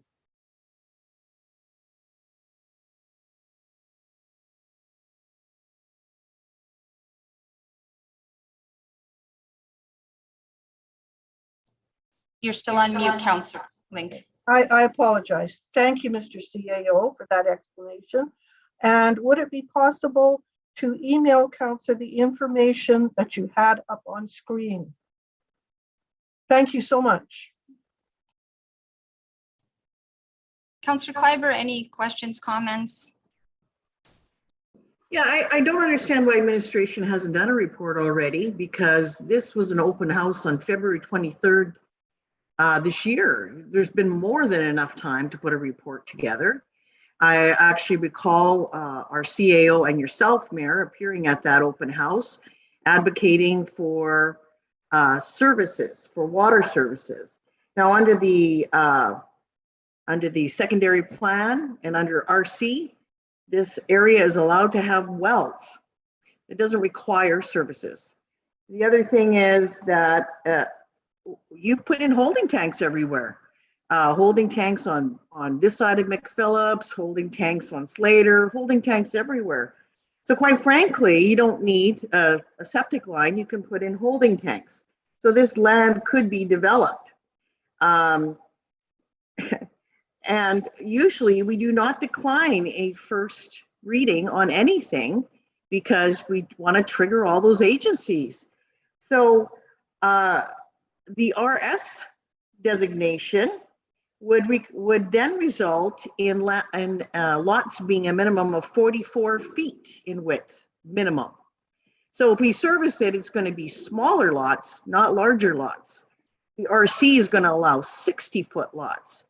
So I think the RC is a better choice here. I have no opposition to it. And because the secondary plan allows the wells to be going there, I think we can move ahead with this. I don't see the issue. This has been in council's and administration's hands since February. Why hasn't anything been done until now? Now we're tabling it for more? Why is that? Madam Mayor, I did not advocate for anybody in February. There was no formal open house in February, so I haven't advocated for anyone. I don't believe the mayor's been advocating for anyone. You appeared at the open house, both of you. Excuse me. Can I finish, Councillor Kleiber? Certainly. Okay, will you let me? Absolutely. Okay, thank you for Clear that. that you were in attendance and that you spoke. Councillor Kleiber, we don't want to have to mute Mr. Cio, you have the floor. Councillor Kleiber, you've asked your questions. Allow our Cio the opportunity to respectfully answer those questions. Mr. Cio, go ahead. The developer held an engagement session with the public. The RM, I as a CAO was there as a viewer. I wasn't advocating for the developer. I wasn't advocating for holding tanks throughout the development. I wasn't advocating for wells. I simply was there viewing to see what the developer was doing. He did this at his own expense and to gather information from people in attendance so he could make decisions moving forward. I don't believe in the Red River corridor that wells is necessarily what this council is looking for. It's up to council if you want individual homes to have wells and put at risk homeowners of contamination of water. There's from the Red River, there's risk of that. I don't believe that we want to see a development with a number of homes with a septic truck running up and down, accessing holding tanks. I know on Slater and Northumberland and those places with holding tanks that we get calls and these people would like to be on a wastewater line. So I'm simply asking to do the right thing here for the community, the right thing for the developer and the right thing for council, and get more information so council can make an informed decision moving forth. And I don't think we want to needlessly hold up a public hearing if we don't have all the information. So that's what I'm asking for, and the decision is council's in the end. Thank you, Mr. Cio. Everybody's had the opportunity to talk. No, I Councillor haven't Kleiber, if finished. we go to you, we'll I was also go all around to the rest of council. Councillor Kleiber, there's no interruptions. It's part of our procedural bylaw. I don't want to have a recess, but we each get a turn to talk. I can read out of our procedural bylaw if you like, but we follow the rules and each get a turn. So if you'd like to speak, the rest of council can also speak. Go ahead, Councillor Kleiber. You didn't let me finish my turn. You let the CAO interrupt me and then you didn't let me finish. So you were both at that open house on February 23rd. You both advocated for surface water in that area. Under the Planning Act and under the current development agreement, it is not required. It is not there and is not required. And both of you said that services would not be available for 4 to 5 years in that development. So what you're saying to me now is that you don't advocate for wells. So you're going to delay this development for 5 years. That's fine. But then you're going to put services in, which will make these lots 44-foot minimums. So on the one hand, you're saying, yes, the service is great. We'll have great service here. And on the other hand, those lots are going to get smaller, which is what the people in that area don't want. The other thing is, we're saying now, all of a sudden we're saying we don't like those trucks going up and down the street, all these holding tanks on Slater, but it was just passed on Grassmere Road, how many houses with holding tanks? And I said at that meeting, we should have septic fields here because we have the opportunity to do so. We're not in the Red River corridor. Now suddenly holding tanks are no good. Like, we need a consistent approach to these things. It's not consistent. On one hand, we pass holding tanks. On the other hand, we say, no, we don't want a holding tank here. It's got to be one or the other. We can't keep doing this. And what you're saying to this developer right now is you're going to be delayed at least 4 years to put services in before you can develop. We should be hearing this application and giving him a fair shake at hearing his application. And if we decide as a council that we don't want to put services in, then that's our choice. And that's a reason to reject if we want services in there. But to deny him that now when we've known about this since February, I do not believe it is fair. Thank you. Thank you, Councillor Kleiber. I appreciate you advocating for development, and we each have our own opinion and our perspective on this. Mr. Cio, go ahead. I'm not sure what Councillor Kleiber is talking about. This application's been in since February. I think this is a recent application. We can ask Mr. Eno when this application was submitted. It certainly wasn't in February. So Councillor Kleiber's missed the mark there and is bringing false information to council again. I believe this was in July that this application was submitted. He Never can said confirm that.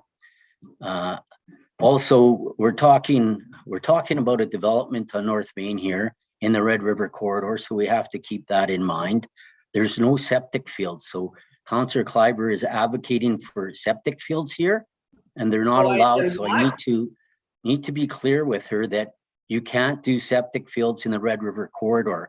I thought we were all aware of this, but she's talking about septic fields at this point. So there was no application in February, and septic fields aren't allowed in the Red River corridor. We are looking for more information from our engineers so council can make a sound decision. Thank you, Mr. Cio. Mr. Eno, I'll just turn it to you to clarify the question of when this application was submitted to Red River Planning. The application is date stamped June 29th of this year. I never said that. I said it was. Thank you for the clarification, Mr. Eno. Again, Councillor Kleiber, please don't interrupt. We have a process in place with a procedural bylaw. Appreciate that. Thank you. I'll go around. Councillor Kleiber's had her opportunity for follow-up and to ask questions. Councillor Link, you have the opportunity. Any additional questions that you would like to ask our CEO or Mr. Eno? I would like to make some comments. I did attend the two, I guess they were called open houses. I'm not technically sure what they were called, put on by the developer. And the developer wanted feedback from the current residents. The current residents, I took notes. I reviewed my notes. The current residents were, I think, clear adamantly that they wanted RG zoning. They wanted the 75-foot frontage. They wanted 20% maximum site coverage. And North Secondary Plan, the guiding principles, which these people were talking about, which these people voiced, the guiding principle is build upon existing character. The existing character is large lots, RG lots. That is the existing character. So that's all that I wish to say. I don't want to facilitate any process that's going to facilitate shrinking lots. Thank you. Thank you, Councillor Link. So just to clarify, this is an RC zoning that he's looking for, which is 60-foot frontage lots and 40% coverage. So I was just clarifying, you know, that it's not an RG that you were speaking of. I know that, and Okay. that's why I was not intending to vote in favor of the first reading of this bylaw. Thank you. Councillor Prague, any additional questions? We do have the motion on the table for a mover and a seconder to table this. Any further questions or comments? I want to make sure everybody gets a fair and equal opportunity. Yeah, I remember at the open house, there were a lot of residents spoke. And the way the open house went was for full service lots. Full service, that's what was said at the open house. Thank you. Thank you, Councillor Prague. Councillor Bisetti, any additional comments? I clarify that I wasn't making the motion regarding the RG or the RC zoning. I was making the motion on the administrative part, which what we have to worry about is where the services are going to come from. Since we've never even discussed it We don't even know the total number that we can on that line that is going towards St. Andrews. So that's the main reason I put the motion to table it. Thank you.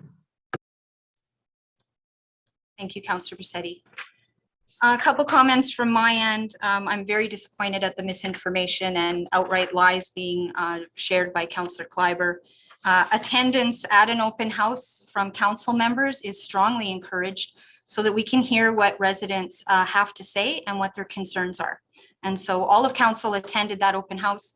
Our attendance at that open house in no way is suggesting we support or don't support an application item.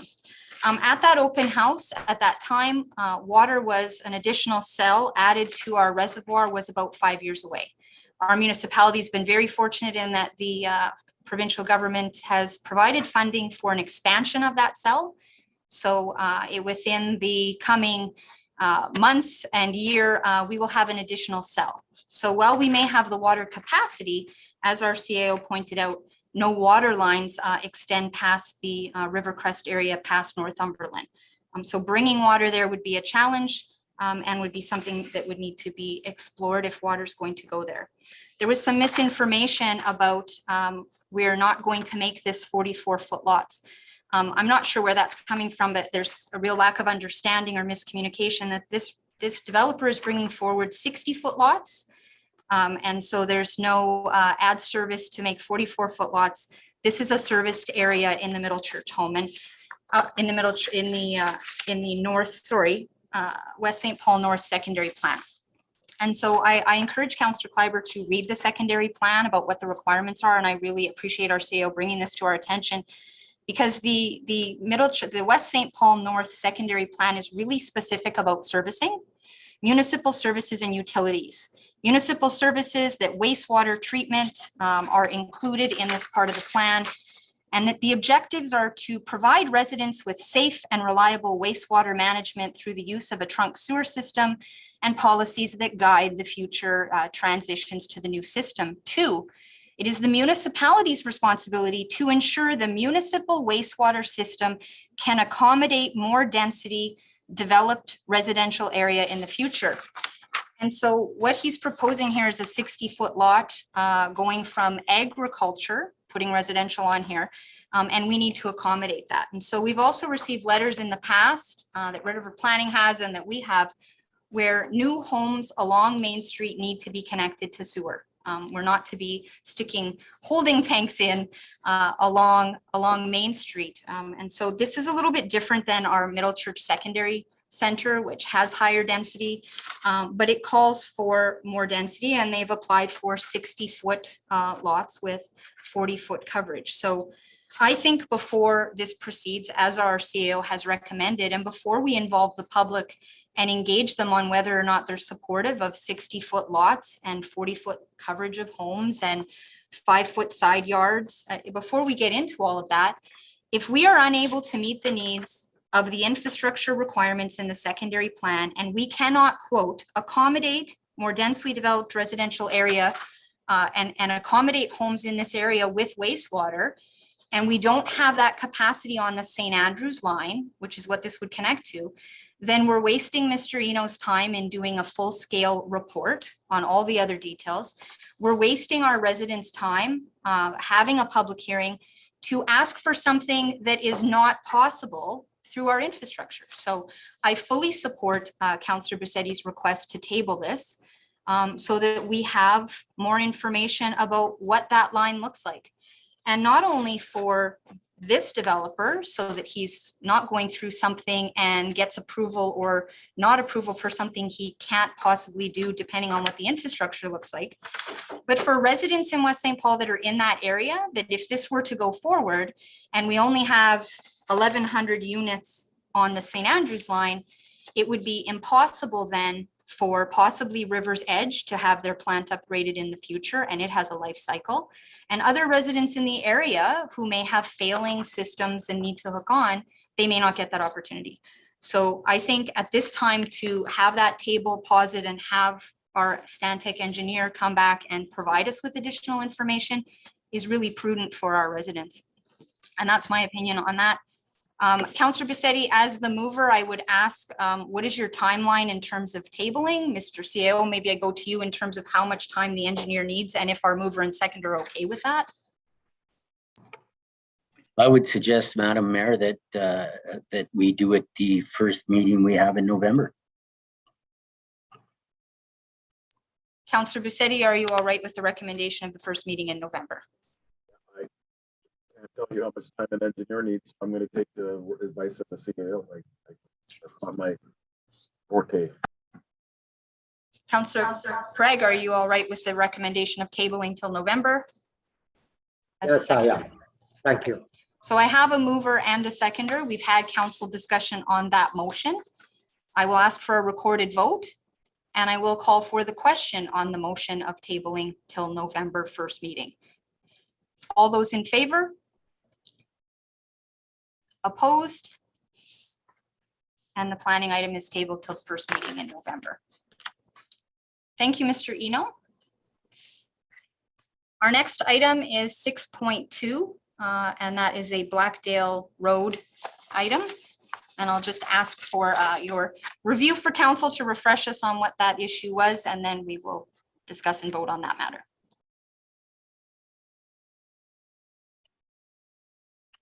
Madam Mayor, I actually hadn't prepared anything for you on this. I wasn't aware this was going to be on the agenda, but that's okay. This was a subdivision that council did reject. I believe it was unanimous, if I recall correctly. And as per the Planning Act, a rejection also has to be accompanied with your reasons why it was rejected. So I think that's what you're looking at doing tonight. Thank you, ma'am. That's why you're here. You're quick on your feet. Sorry about that. And you'll be happy to know the reason that we have for rejecting, whether council accepts or not when we see on the vote, is because of your recommendation that it does not fit within the development, our district development plan. So I'll read the resolution. Whereas the application has been made to subdivide an A80 agriculture zoned property located at 601 Blackdale Road into two lots, one measuring 3.33 acres plus or minus, and the other measuring a 96.62 acres plus or minus. And whereas council has considered the application, the information received as part of the application process, including the Red River Planning District Development Plan, the Middle Church Secondary Plan, and the West St. Paul zoning bylaw. Now therefore be it resolved that the application is rejected, as the application does not meet the requirements of the Planning Act for the following reason. The subject application is not consistent with the Red River Planning District Development Plan bylaw 279-19. Can I have a mover, please? Moved by Councillor Bisetti, seconded Councillor Craig. Any discussion? Here, go ahead, Councillor Kleiber. In the future, do not call me a liar. I did not appreciate that. Thank you. In the future, Councillor Kleiber, stay on topic. Anybody Thank else you. have anything else to say on this item in particular? And I will ask for a recorded vote and I will call for the vote. All those in favor? Opposed, and that is carried. Thank you, Mr. Eno, for joining us this evening on our planning items. Much appreciated. Enjoy the My rest of your pleasure. night. Have a good evening. And to council, we're going to have a 15-minute break, so 10 after to be back, and we'll continue with the other items on the agenda. Thank you.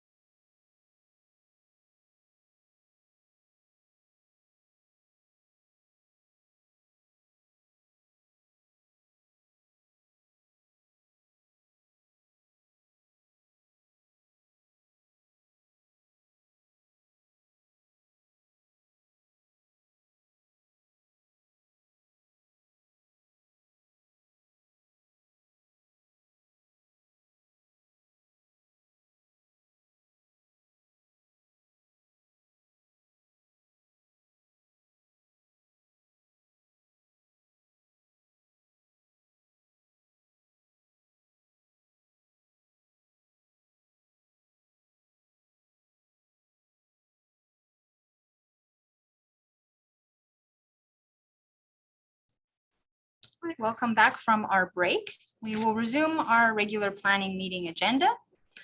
We are at item 7, confirmation of the minutes, special meeting of July 14th. Be it resolved that the minutes of the special meeting of council held on July 14th, 2020 be approved. Can I have a mover, please? Moved by Councillor Braccetti, seconded. Madam Mayor, Laney, Ms. Shaw's asking you a question. 6.3. Thank you, Madam Mayor. I believe we need to attend to 6.3, 6.3. thank you. Thank you. I read the resolution, so I'll get my way through this one. Yeah. So we are on July 14th meeting minutes, and I've read the resolution. Can I get a mover, please? Moved by Councillor Braccetti, seconded. Councillor Prague, any discussion concern regarding the July 14th minutes? Hearing and seeing none, I will call for the question. All those in favor? Opposed? Abstain, not in attendance. And that is carried. 6.3 is our Red River Planning District Activity Report. We have the Development Service Permit Issuance and Activity Report, June 2022, and the Planning Services Applications Received and Activity Report, June 2022. So those are available to our residents and to council. Mr. Cio, anything further to add on that information? I'll just add that that in Manitoba per capita that West St. Paul is leading economically.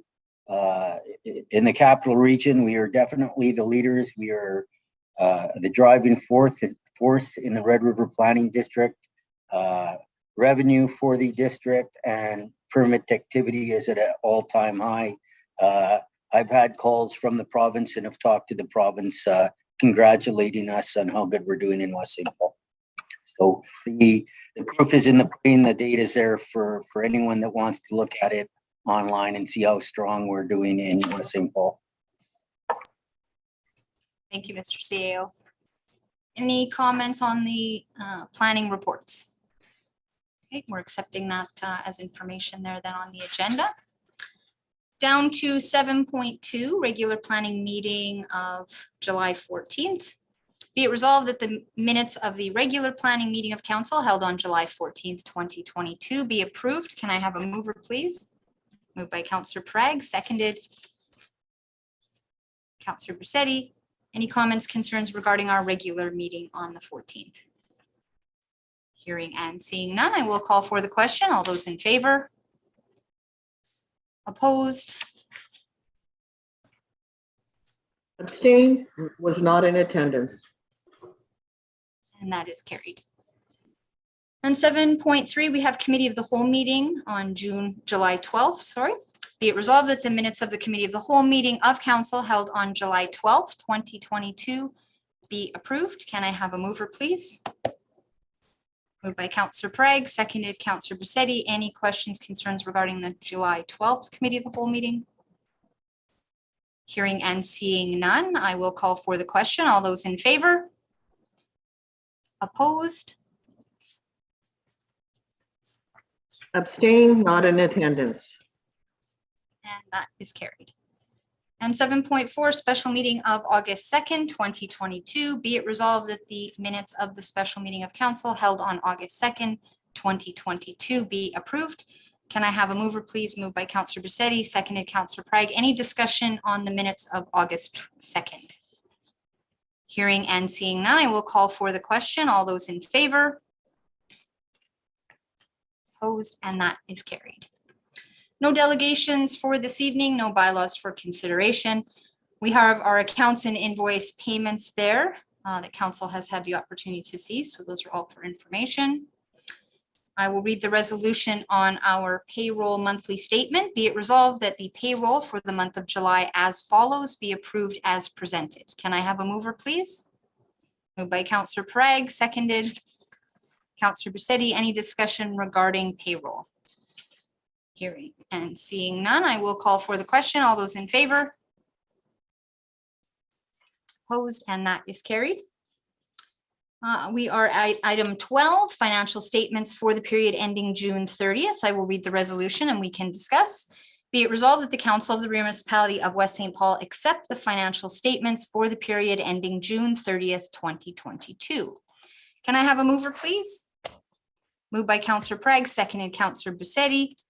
And Mr. CAO, whether I open that up to council or if there's anything that you or Ms. Shahada are wanting to add on that, thank you for having those submitted. I know it's a lot of work. Yes, no, Ms. Shahada is here to answer any questions the council may have. Thank you, Ms. Shahada, for being available tonight for us. I will go around our virtual council table and see if there are any questions for Ms. Shahada. Councillor Prague, any questions regarding our financial statements? No questions. Thank you, Ms. Shahada.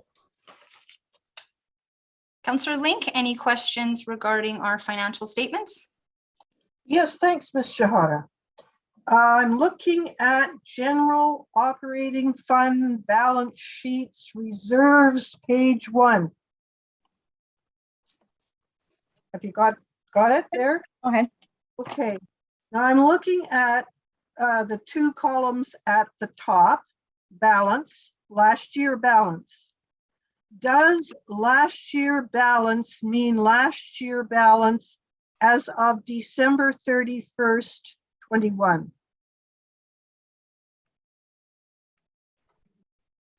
Sorry, the reserves, yes. Yeah, so it's last year's balance as of December 31st, 2021, unaudited. Okay. Now then, I'm looking at the reserve fund liabilities. Can you explain what's being shown here? There's a matching amount in reserve fund liabilities and a matching amount in reserve fund assets. They're the same. And so what are we being told here with that information? Sorry, could you repeat that? My internet is running slow for some reason. Okay, I'm sorry to. Total reserve fund assets are $19,900 and some odd dollars. And then I turn the page to page 2 and I see the total reserve fund liabilities are exactly the same. So what information are we getting out of this then? What are we being told? So you have your 2 sides of your statement, right? You have your assets and then you have your liabilities and your surpluses. So this is showing you that your funds are in balance. So you have your cash on deposit plus whatever's due to the liabilities. Those are your asset accounts. And then you have your surplus, which here it says funds liabilities, which balance to your asset side.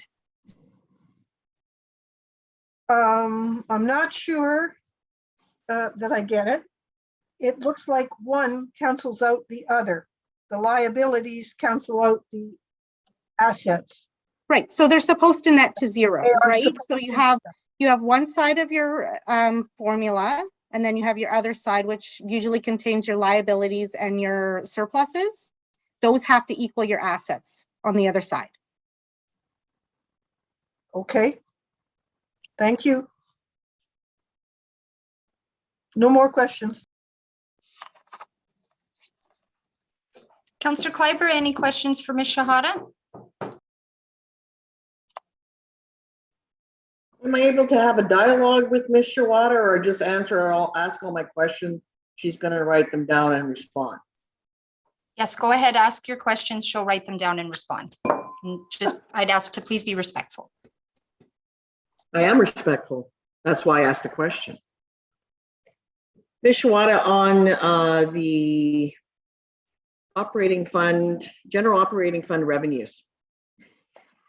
You have the tax levy, then you have the tax added to roll. and tax and redemption penalties. So your budget was 700,000, and of that, so far to date, we've taken in 69,000. Is that correct? And you are now short $632,000. So that is for June. So we still have 6 months to go. Mhm. Are you anticipating that that will increase? Also on the unconditional government transfers, provincial and federal, we're also under 409,000. Wondering if that's going to increase in the next 6 months. On the conditional government transfers, maybe you can explain the difference between conditional and unconditional. We're also under 144,000 in revenue. And for a total variance of your budget of 14 million is 9 million and our variance is 5 million. So we're under 5 million on the actual revenue. We turn to page 5. Page 6 of your document, which is expenses, general operating fund. Council expenses, your budgeted was 239,865. Our actual is 85,000. We have a variance of 154,000. Even if that doubles, we're under budget. And this is one of the things I brought up at budget time, is because I didn't want to put such a high buffer on it considering we were in COVID. Administration, if we double the actual, still doesn't come to the budgeted. Do you anticipate that that will be 1.8? Under protective services, if we double 285, that will still only bring us to 550,000 approximately, which still leaves us a variant of almost $400,000 over budget. Under transportation services, we are an actual of 654,000. If we take that to 1.2, we're still under budget 700,000, which is again a 65% variant. I'm doubling these because you did a June 30th. So I'm doubling them as if we were going to the end of the year. Under environmental health, I'm wondering why there's such a large discrepancy there, because we have an actual 50,000 and your budget 611,000. So the variance is $560,000, which is a huge variance. What am I missing there? Under environmental development services, we have a variance of 41%. If we double that, the actual current, we would be over budget. So what is coming in there still? In the recreation and culture expenditures, we have a budget of 795. Our actual is 238, way under budget, a variance of 556,000. It's huge. So is something not been purchased? What have we budgeted for that has not come in? And those are kind of the expenses that I'm wondering about. Thank you. You could answer those questions for me, I'd appreciate it. Yeah, so a lot of the items haven't quite been recorded yet because we are only reporting till June. In the tax area, you're going to have your supplemental taxes that have not been entered in yet. Those are generally entered in August, September. So that'll bump up that revenue there. We have grants that have not been received yet, such as gas tax. So that'll bump up your federal unconditional grants. Your conditional grants, again, there are grant funds that have not been received as we receive our recycling grants quarterly. So that'll increase your conditional government transfers. And for all the expenses, we are at the 6-month mark. As we progress through the year, taxes do increase for payroll taxes. So you'll see an increase there. Projects are just starting to get as of June. So a lot of those expenses also have not been recorded because they haven't been realized yet. So a lot of these numbers will change. Generally, we see a large increase in expenses throughout the summer months, as that's when the majority of our projects, repairs and whatnot are completed. The one area that you did question that was a significant decrease or variance was the environmental health. That is garbage and recycling.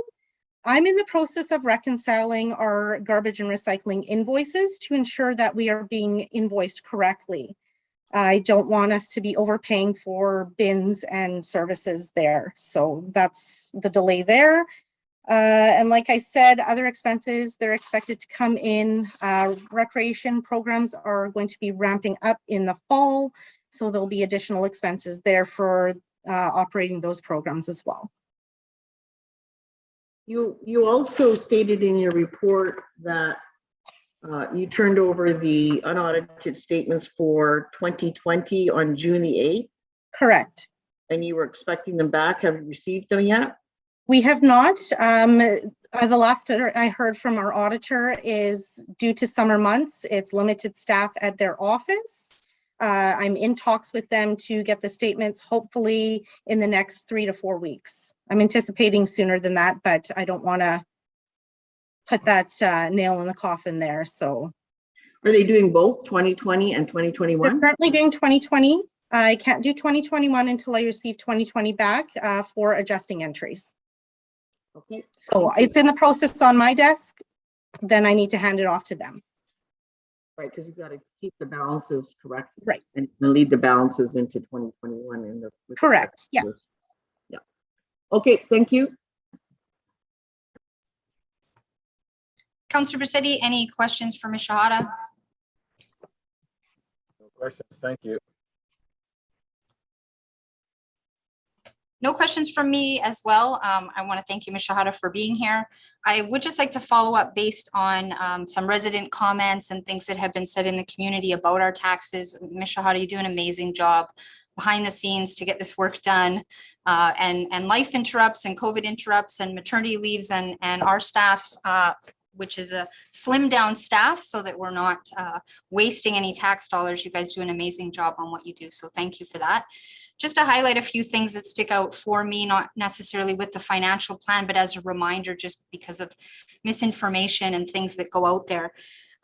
Comments made from the community about, you know, where do our taxes go? And Ms. Shahada, you do an amazing job. You're very transparent. And if anybody has any questions, not only regarding these financial statements, but our budget that's approved every year by council, there's a number of options to find that information. You're extremely transparent. Council and administration is extremely transparent. So people can go on our website and they can go to government documents and then find under financial reports. And the financial reports are underneath that, as well as our financial plan and our PowerPoint presentation that breaks down all of where your tax dollars go. So on your taxes, just to remind everybody, 37% of your taxes stay in the RM of West St. Paul. That's it. 63% go to the school division. And so we operate with 37% of your taxes. And that covers services, parks, projects, roads, operating expenses. All of that is broken down line by line on our website with all the services that we provide. Just as a highlight again, pulling out of the financial plan and our information online for the 2,270 homes that we have, which is slightly more now since we probably did our budget at the beginning of the year. Fire and emergency services cost our residents $25.64 a month. Snow clearing costs our residents $4.22 a month. Garbage and recycling costs our residents $14.55 a month. Sonova Center costs $17.03 a month. And grass cutting throughout the municipality costs you 92 cents a month. So I know there's been questions about where does our money go, and all of this information is available online, line by line in great detail, thanks to Ms. Shahada and the way that she breaks that down. If online you have any questions and you're not able to follow that, then the other option is to phone Ms. Shahada, who's always available to speak to residents. And I know you speak to residents all the time and answer financial questions about our municipality. And then all of council, every council member here, we go line by line through our operating expense and our capital expenditures. And so every council member at this table should be able to look to our budget, our financial plan, and the information online to answer that important question of where do your tax dollars go? So I appreciate you being here, Ms. Shahada, tonight, and thank you for that. This is great information. Our quarterly reports are much appreciated. With that, I will continue on with our agenda for this evening. We have item 13, our CAO reports. I will read the resolution. Be it resolved that the Council of the Rural Municipality of West St. Paul accept the CAO report as information. Madam Mayor? Can I have a mover, please? Madam Mayor? Moved by Councillor Prague, seconded Madam- by, Madam Mayor? Can you hear me, Madam Mayor? I apologize. We do need Did any to of the vote for resolution the come out, or finan- did I just read that to myself? No, we just need to vote on the financial statements, Madam Mayor.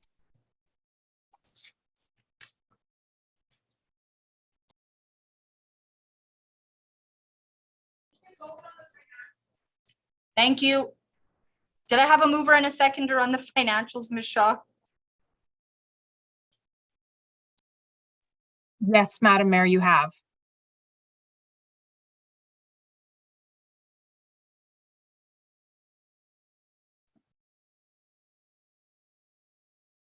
You're on mute. I have a mover and a seconder on the financials. Thank you for that. I apologize. And I will ask for a recorded vote. And I will call for the question. All those in favor? Opposed, and that is carried. Our financials are approved. I will now go on to the CAO report, and I apologize for that. Be it resolved that the Council of the Rural Municipality of West St. Paul accept the CAO report as information. Can I have a mover? Moved by Councillor Prague, seconded Councillor Bisetti. Any comments, concerns regarding the CAO July report? Councillor Link. I was disappointed to see that the CAO did not have his own section of the CAO's report completed. That's all I have to say. Thank you, Councillor Link. Any other comments regarding the CAO July report? Okay, any comments concerning the Council July report? Hearing and seeing none, I will call for the question. All those in favor? Opposed?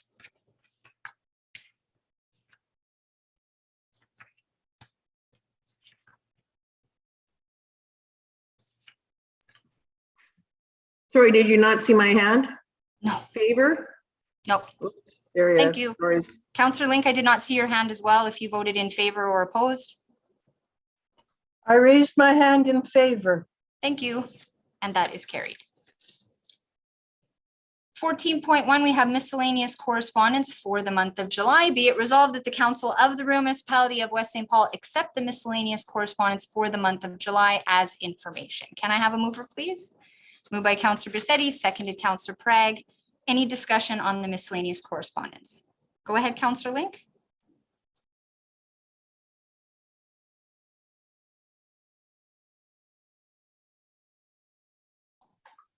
Sorry for the delay. I'm looking at the member advisory that was received on July 15th at the RM. And it's talking about the municipal service delivery improvement program and funding for that in the areas of transportation, protection, water and sewer, recreation and culture, waste management, and so on. There's an application to be made from the, I believe it's the feds that are providing funds for improvement in services. I think it's a wonderful opportunity. Thank you. And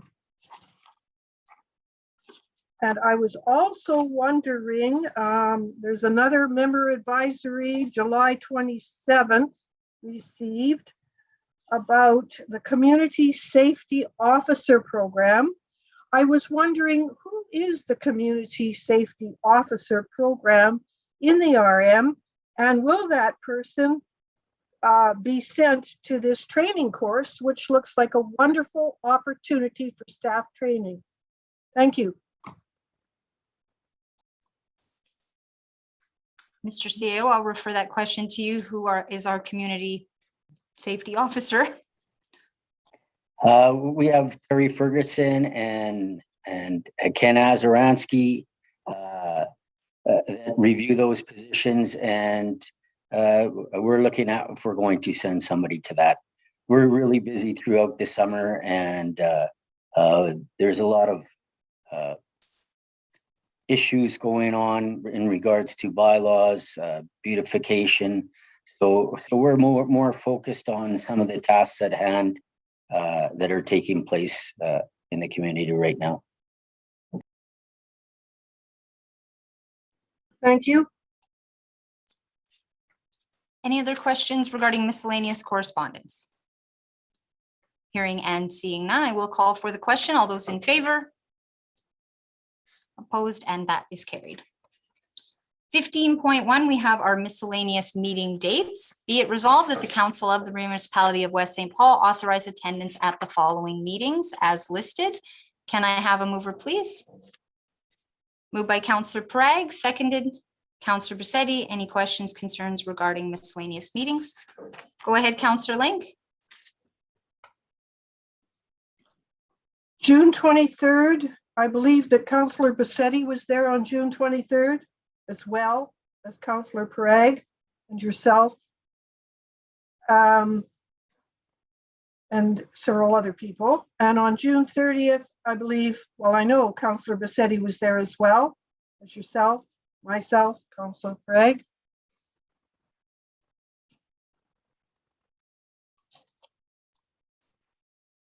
Thank you, Councillor Link. It's up to each individual member of council to submit. Oh, we have helped one another out on this in the past. Therefore, I was doing as the process that has been used. If that is now no longer acceptable, thank you for telling me.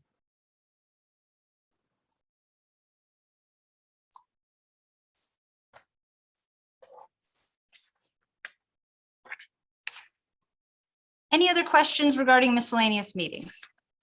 Just to let our residents know, we submit our indemnities. It's up to each of us to submit based on what we've attended, and that we are in compliance with our indemnity bylaw that directs council, a bylaw approved unanimously by council. Go ahead, Councillor Kleiber. July 12th. Can you explain that one? Bylaw enforcement on-site meeting. Who was at the meeting? There's nobody there.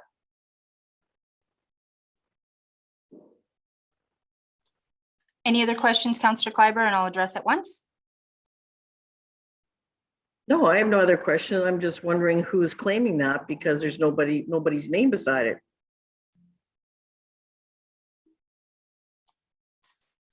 I was in attendance.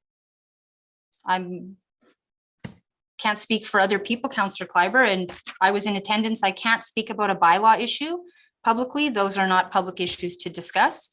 I believe on that date and on that matter, the CAO and I were there, but I'd have to look back. Well, why But didn't I you put can't your talk name about the on there? details of bylaw enforcement issues publicly and breach the confidentiality of that process. As you know, confidentiality is I didn't very ask you important. to do that. I asked who attended the meeting. I didn't ask you to breach the confidentiality. I just said there's nobody claiming that meeting, so somebody had to attend the meeting. It's either one of us or you. That's all I asked.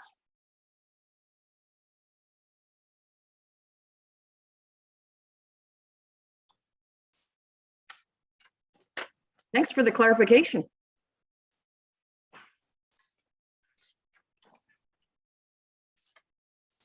Ms. Shaw, I'll refer that question to you. July 12th, bylaw enforcement on-site meeting. I believe that that's me, but it does not say. Thank you, Madam Mayor. I apologize. I just referred to the reports and that was you. And if council is agreeable, we will add your name beside July 12th there. Thank you, Ms. Shaw.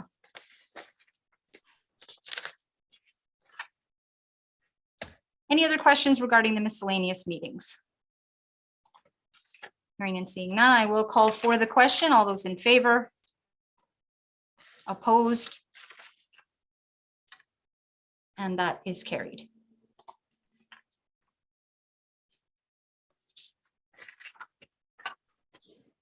Just to clarify an issue, Ms. Shaw, so all of them, including Councillor Link's indemnity request to pay for the meetings she attended, even though she voted against, would be covered by that vote of council. Is that correct? That is correct, Madam Mayor. Just checking. Interesting to vote against your own meetings. All right, we'll carry on. 15.2, appointment to Board of Revision. Be it resolved that Council of the Rio Municipality of West St. Paul appoint Glenn Liskew, Terry Neplick, Lauren Ned Saunders to the 2023 RM of West St. Paul Board of Revisions to be held on Wednesday, November 2nd, 2022. And further be it resolved that Council of the Rio Municipality of West St. Paul appoint Glenn Liskew to serve as the presiding officer of the Board of Revision and Chief Administrative Officer Brent Olnick to act as Secretary of the appointed board. And further be it resolved that they be remunerated in accordance with bylaw number 2014-14. Can I have a mover, please? Moved by Councillor Busetti, seconded by Councillor Prague.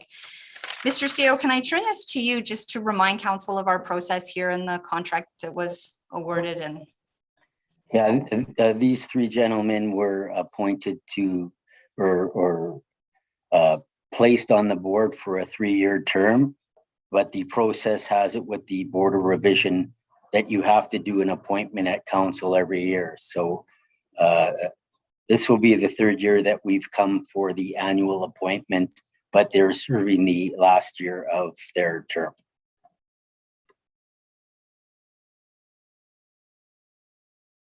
And I'm just going to go on to it's more of a public service than anything here for the compensation they receive to sit on the board and the experience they bring with them. So I think I'm just being mindful of that, you know, thanks to them for sitting on the board. It's a public service in my mind. thank you, Mr. Cio. Any questions regarding the Board of Revisions appointments? No questions from me as well. And I think it's great we've sat in on those, and they're experienced in real estate, and certainly much better than having council members on there making decisions about Board of Revisions and tax appeals. These gentlemen know what they're doing and have done an amazing job for our municipality. So thanks to them. I will ask for a recorded vote. I have a mover and a seconder on the resolution, and I will call for the question. All those in favor? Opposed? And that is carried. Item 15.3, Big Brothers and Big Sisters of Winnipeg donation bin. I will read the resolution.